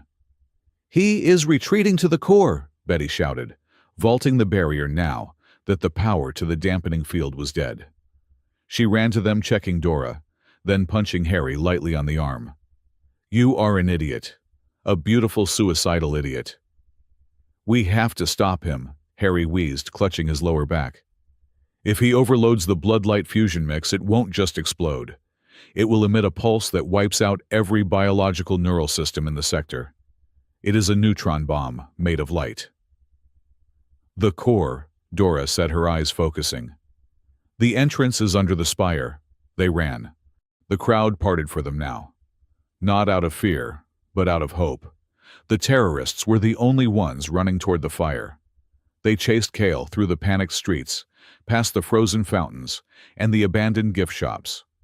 They reached the massive blast doors of the central core just as Kale slipped inside. "He sealed it!" Betty yelled, slamming her fist against the metal. "It is magnetic locked! We cannot cut this!" Harry stepped forward. He was in pain. Every inch of his body hurt, but he felt a strange humming in his chest. The locket. He placed his hand on the cold steel. "I do not think I need to cut it," Harry whispered. He closed his eyes. He thought of the voice in the walls. He thought of the man who had left him to build this place. "Open," Harry thought. "Please, Dad. If you are in there, open the door." The heavy mechanisms groaned. The magnetic locks disengaged with a sound like a thunderclap. The blast doors slowly hissed open, releasing a cloud of freezing nitrogen fog. They stepped into the darkness of the core. It was a vast cylindrical chamber dominated by a swirling column of raw energy. In the center, the station's heart. Suspended walkways crisscrossed the abyss. And there, standing at the main console, was Kale. He was typing frantically, his face illuminated by the red warning lights of the impending meltdown. "Stop!" Dora shouted, raising her weapon. Kale turned. He held a detonator in his hand, a dead man's switch linked to the console. "Don't move," Kale snarled. "One step and I accelerate the process. We all burn together." "Why?" Harry asked, stepping out from behind Dora. "Why destroy everything you built?" "Because it is messy," Kale screamed, his composure finally shattering. "Humans, Noctari, Mixing, breeding, trading it is chaos. I brought order. I brought lines you do not cross and you erase them." "The lines were never there," a voice boomed. It didn't come from Harry. It didn't come from the speakers. It came from everywhere. The column of energy in the center of the room pulsed. Cale froze. "Who said that?" The lights in the chamber shifted from red to a soft, blinding white. "Hello, Soren," the voice said. It was deep, warm, and sounded like old paper and engine grease. Harry fell to his knees. He knew that voice. He had hated that voice for 15 years. He had missed that voice for 15 years. "Adrian," Cale whispered the detonator, shaking in his hand. "I told you," the voice of Adrian Caldwell echoed from the machine heart of the station. "I told you that if you ever tried to turn my light into a weapon, I would come back." The central column of light swirled, condensing, taking shape. It wasn't a hologram. It was the station's interface, forming a face made of pure energy, looking down at them with sad, tired eyes. "Harry," the voice said, and the tone softened into something heartbreakingly gentle. "I am sorry I missed your birthday." The central core of Kestrel Halo Station was screaming. It was not a sound of metal shearing or alarms wailing, though those were present too. It was a psychic scream, a vibration that rattled the teeth and hummed in the bone marrow. The Winter Sun protocol had been engaged, and the massive fusion reactor that powered the station's artificial day was beginning to invert. Outside the blast doors in the snow dome, the festive weather had turned apocalyptic. The holographic snow had ceased to be gentle flakes and had transformed into a blinding electromagnetic blizzard. Static electricity arced between the fake pine trees like lightning in a bottle. The station was running a fever, and the heat was rising. Inside the core, on the suspended walkway that bridged the abyss of the reactor, Harry Caldwell held onto a railing that was vibrating so hard it numbed his hands. He locked the manual override. Harry shouted over the roar of the energy vortex below. "The interface is rejecting my biometric key." Director Soren Cale stood on the upper command deck, shielded by a wall of hard light energy. He looked manic, his pristine uniform now disheveled, his eyes reflecting the chaotic swirling colors of the overloading reactor. "You cannot stop it, Harry." Cale's voice was amplified by the room's acoustics, booming like a god from a machine. "The Winter Sun cleanses. It burns out the infection. When the pulse hits, every Noctari on this station will go into metabolic shock. They will fall. And humanity will be the only ones left standing to pick up the pieces. We will be the heroes who restored order." "You are not a hero," Dora shouted. She was pinned down behind a server bank, suppressing fire from 2 automated defense turrets that Cale had activated. "You are a butcher with a god complex. And you are a glitch," Cale retorted, tapping a command on his wrist that sent a swarm of drone flies buzzing toward Dora's position. Betty was 20 feet away, sliding under a burst of laser fire. She was bleeding from a cut on her forehead, the blood bright red against her pale skin, mixing with the sweat of exertion. She looked at Dora, her eyes wide with a frantic, terrifying energy. "We are not going to make it to the upper deck," Betty yelled, reloading her energy cell. "Not with these turrets." "We have to," Dora grit out, firing a precise shot that clipped a drone's wing. "If we die here," Betty shouted, her voice cutting through the noise, "you have to admit it. You liked him, you liked the Dork." Dora ducked as a laser scorched the metal beside her ear. She looked at Betty, appalled and furious. "This is your dying declaration, gossip." "Admit it," Betty screamed, tossing a plasma grenade at a turret. "Shut up and bleed quieter," Dora roared back, breaking cover to sprint toward the next barrier. Harry watched them. He watched these 2 women creatures designed in a lab, hunted by the government, feared by the galaxy, throwing themselves into the line of fire to save a station full of people who wanted them dead. He looked at Cale, safe behind his shield, ready to commit genocide in the name of safety. No, Harry whispered. He turned away from Kale and looked at the primary console of the core. It was a massive monolith of black glass, pulsing with the same rhythm as the reactor. This was where the voice had come from. This was the brain of the station. Harry ran to it. He ignored the heat radiating from the pit. He ignored the sparks showering from the ceiling. He placed both hands on the black glass. "Custodian!" Harry shouted. "I know you are in there. You spoke to me. Talk to me now." For a moment, nothing happened.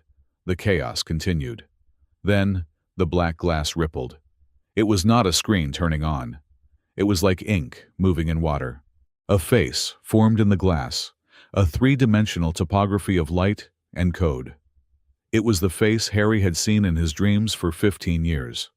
It was older, comprised of grid lines and data streams, but the eyes were undeniably the same. "Hello, Harry." The custodian's voice was calm, a stark contrast to the destruction around them. It resonated directly in Harry's auditory implants, bypassing his ears. "You need to stop this," Harry pleaded. "Kale is overloading the fusion mix. He is going to kill thousands." "I cannot stop him," the custodian replied. "My primary command protocols were overwritten by Director Kale 6 months ago. I am restrained. I can watch. I can feel. But I cannot act." "You opened the door for us," Harry argued. "You spoke to me in the tunnels.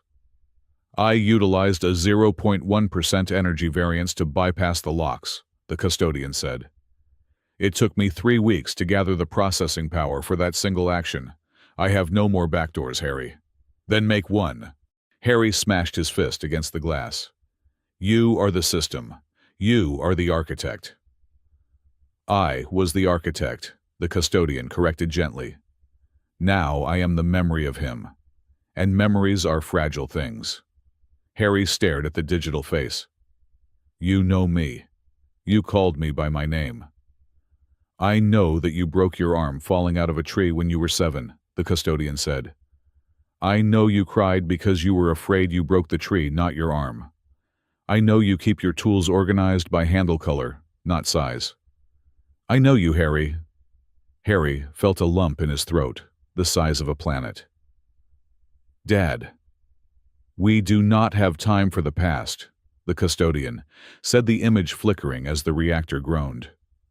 "Kale's protocol is 90% complete, but there is a flaw in his logic. He assumes the station is a closed loop." "What do you mean?" "He has isolated the internal comms to control the narrative," the custodian explained. "But the core is connected to the hyperspace relay beacon. It is a hard line. He cannot cut it without shutting down the reactor entirely." Harry's engineer brain snapped into focus. "You mean we can broadcast? Can we send a signal out?" "Not just a signal," the custodian said. "A dump. Everything. The logs. The video of the assassination. The biometrics of his cyborg soldiers. The truth. If we push it through the hyperspace relay, every ship in the sector will see it. The Alliance fleet is patrolling the border. They will see Kale is not a victim. They will see he is the aggressor." "Do it," Harry said instantly. "There is a cost," the custodian said. The face on the screen looked sad. "To push that amount of data through the relay while the reactor is critical, I will have to divert all power from my own containment matrix. I will have to burn my own neural pathways to amplify the signal." Harry stopped. He understood immediately what the AI was saying. "You mean you will die?" Harry whispered. "You will be erased." "I am already a ghost, Harry," the custodian said. "I am just data waiting for a purpose." "This seems like a good one." On the upper deck, Kale was laughing. 1 minute to Winter Sun witnessed the dawn of a new order, Dora screamed, as a drone exploded near her, sending shrapnel into her leg. Betty was out of ammo, swinging her energy blade desperately at the encroaching turrets. Harry looked at them. He looked at Kale. He looked at the face of his father in the machine. "I found you," Harry said, tears blurring his vision. "I just found you." "You never lost me," the custodian said. "I was always in the static. Now choose, Harry. Do we save the station by silence? If I initiate a localized shutdown, I can save the structure, but Kale will escape in the confusion, and the truth stays buried. I survive. Or do we speak? Harry looked at Kale, the man who wanted to build a world on lies and fear. He looked at Dora, who was bleeding to protect a world that hated her. The value of a human, Harry said, repeating the thought that had driven him since the checkpoint, isn't surviving. It is being worth survival. He placed his hand flat on the glass. Send it, Harry commanded. Send it all. Acknowledged, the custodian said. And for the first time, the digital face smiled. The broadcast did not start with a fanfare. It started with a glitch. Every screen on Kestrel Halo Station, from the giant billboards in the Snow Dome to the personal data pads of the refugees in the medical bay, turned white. Then, the data flooded in. It wasn't a polished news report. It was raw, ugly truth. It was the unedited video of Kale ordering the hit on the ambassador.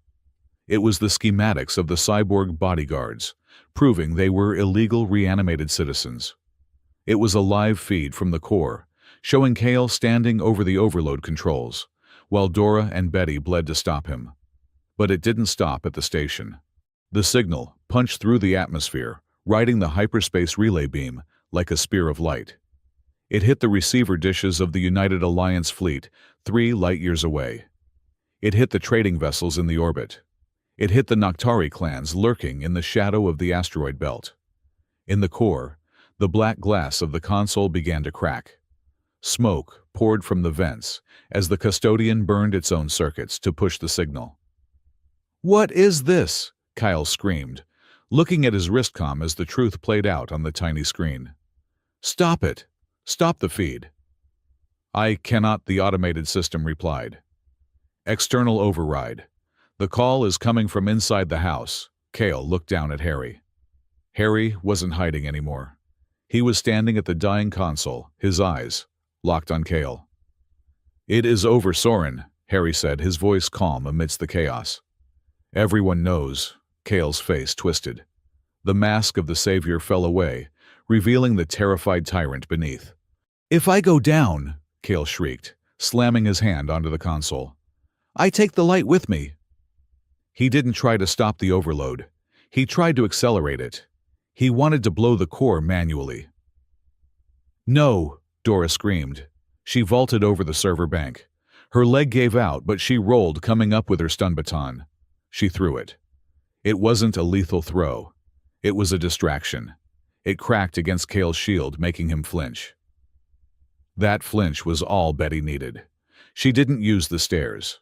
She scaled the cooling pipes, moving like a spider.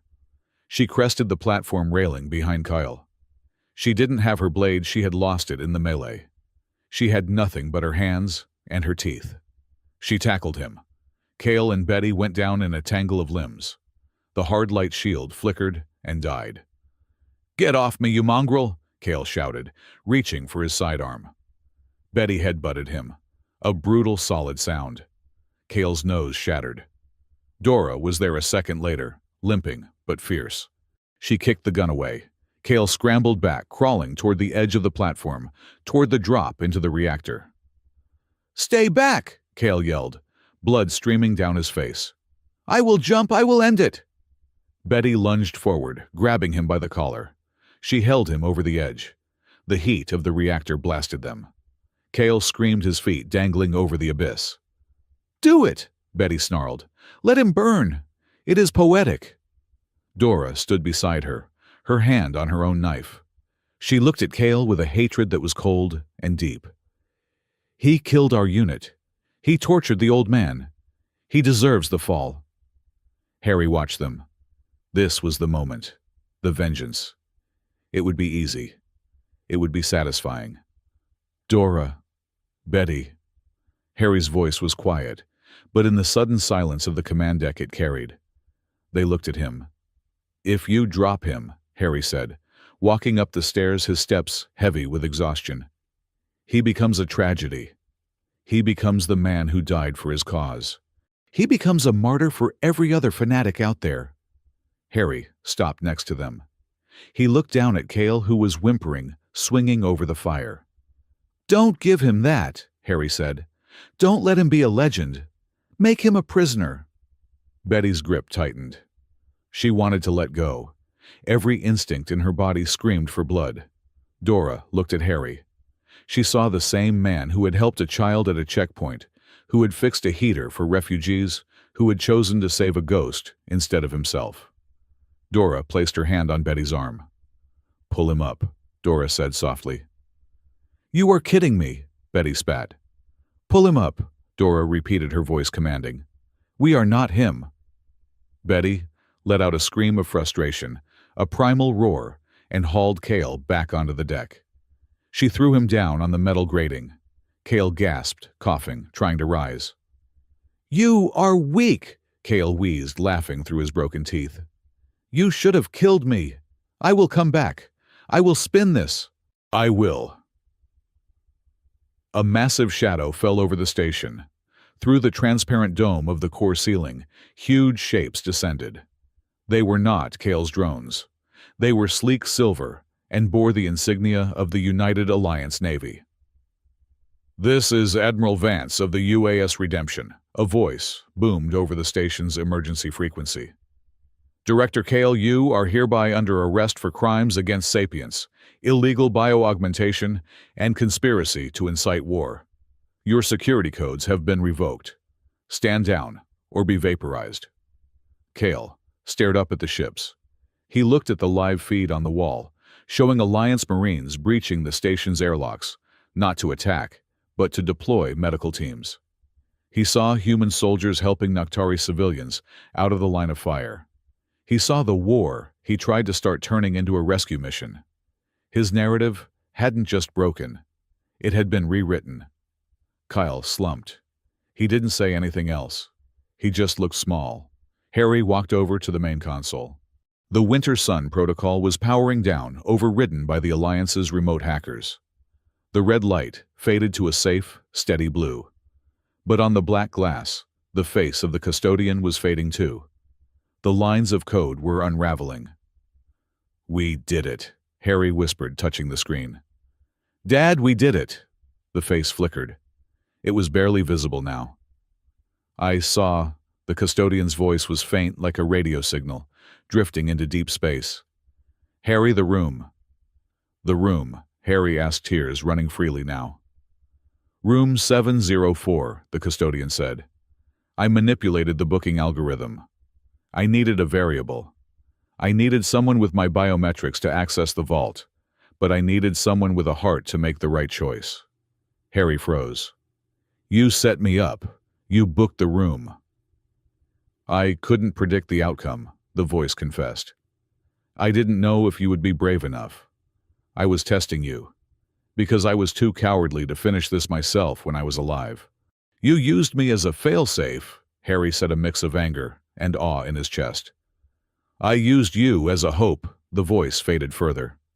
"I am sorry, Harry, for the silence, for the test, for leaving."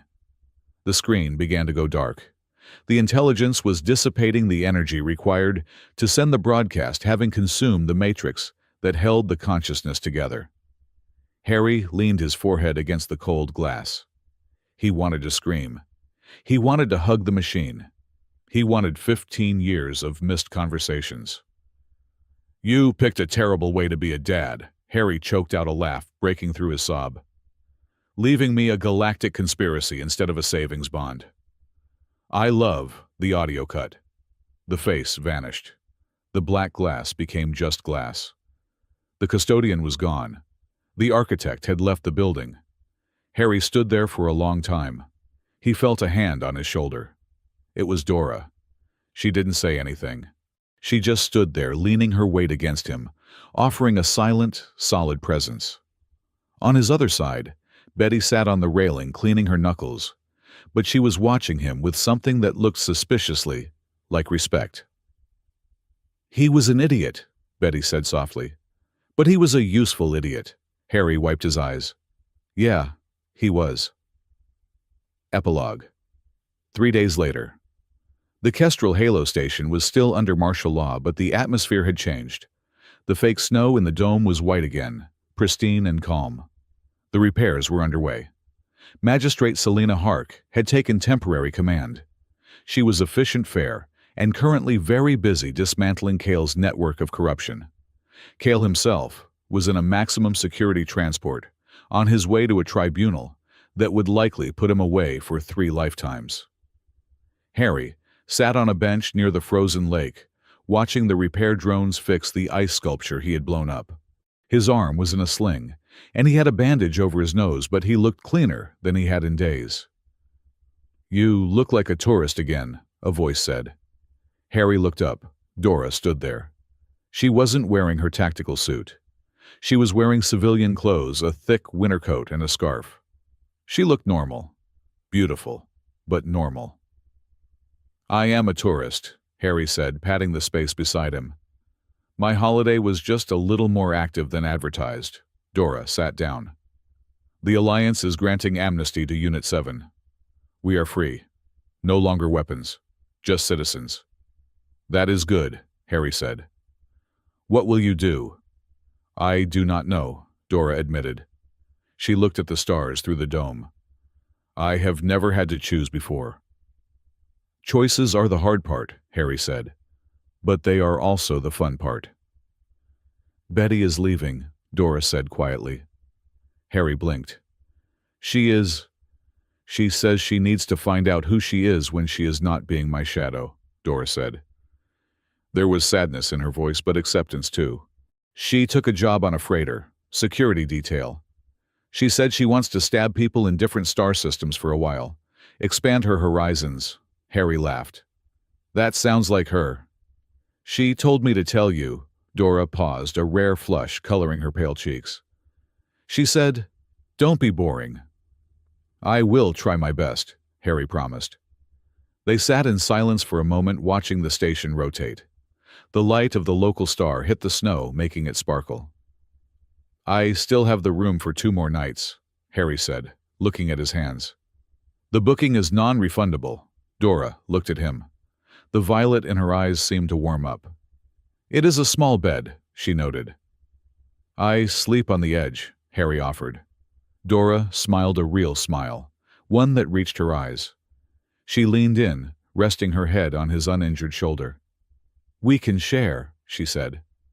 Harry Caldwell, the dork who booked a cheap room to escape his ghosts, looked out at the snow. The ghosts were gone. His father was at rest. And for the first time in his life, he wasn't just fixing something broken. He was building something new.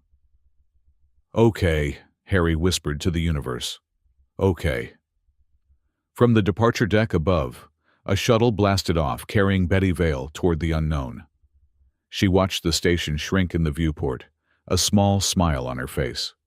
She touched the glass, whispering a goodbye to the sister she loved, enough to leave, and the human who had taught her that even monsters could choose to be men. The station spun on a jewel of light in the darkness, held together not by bolts and beams, but by the messy, complicated, unbreakable strength of doing the right thing.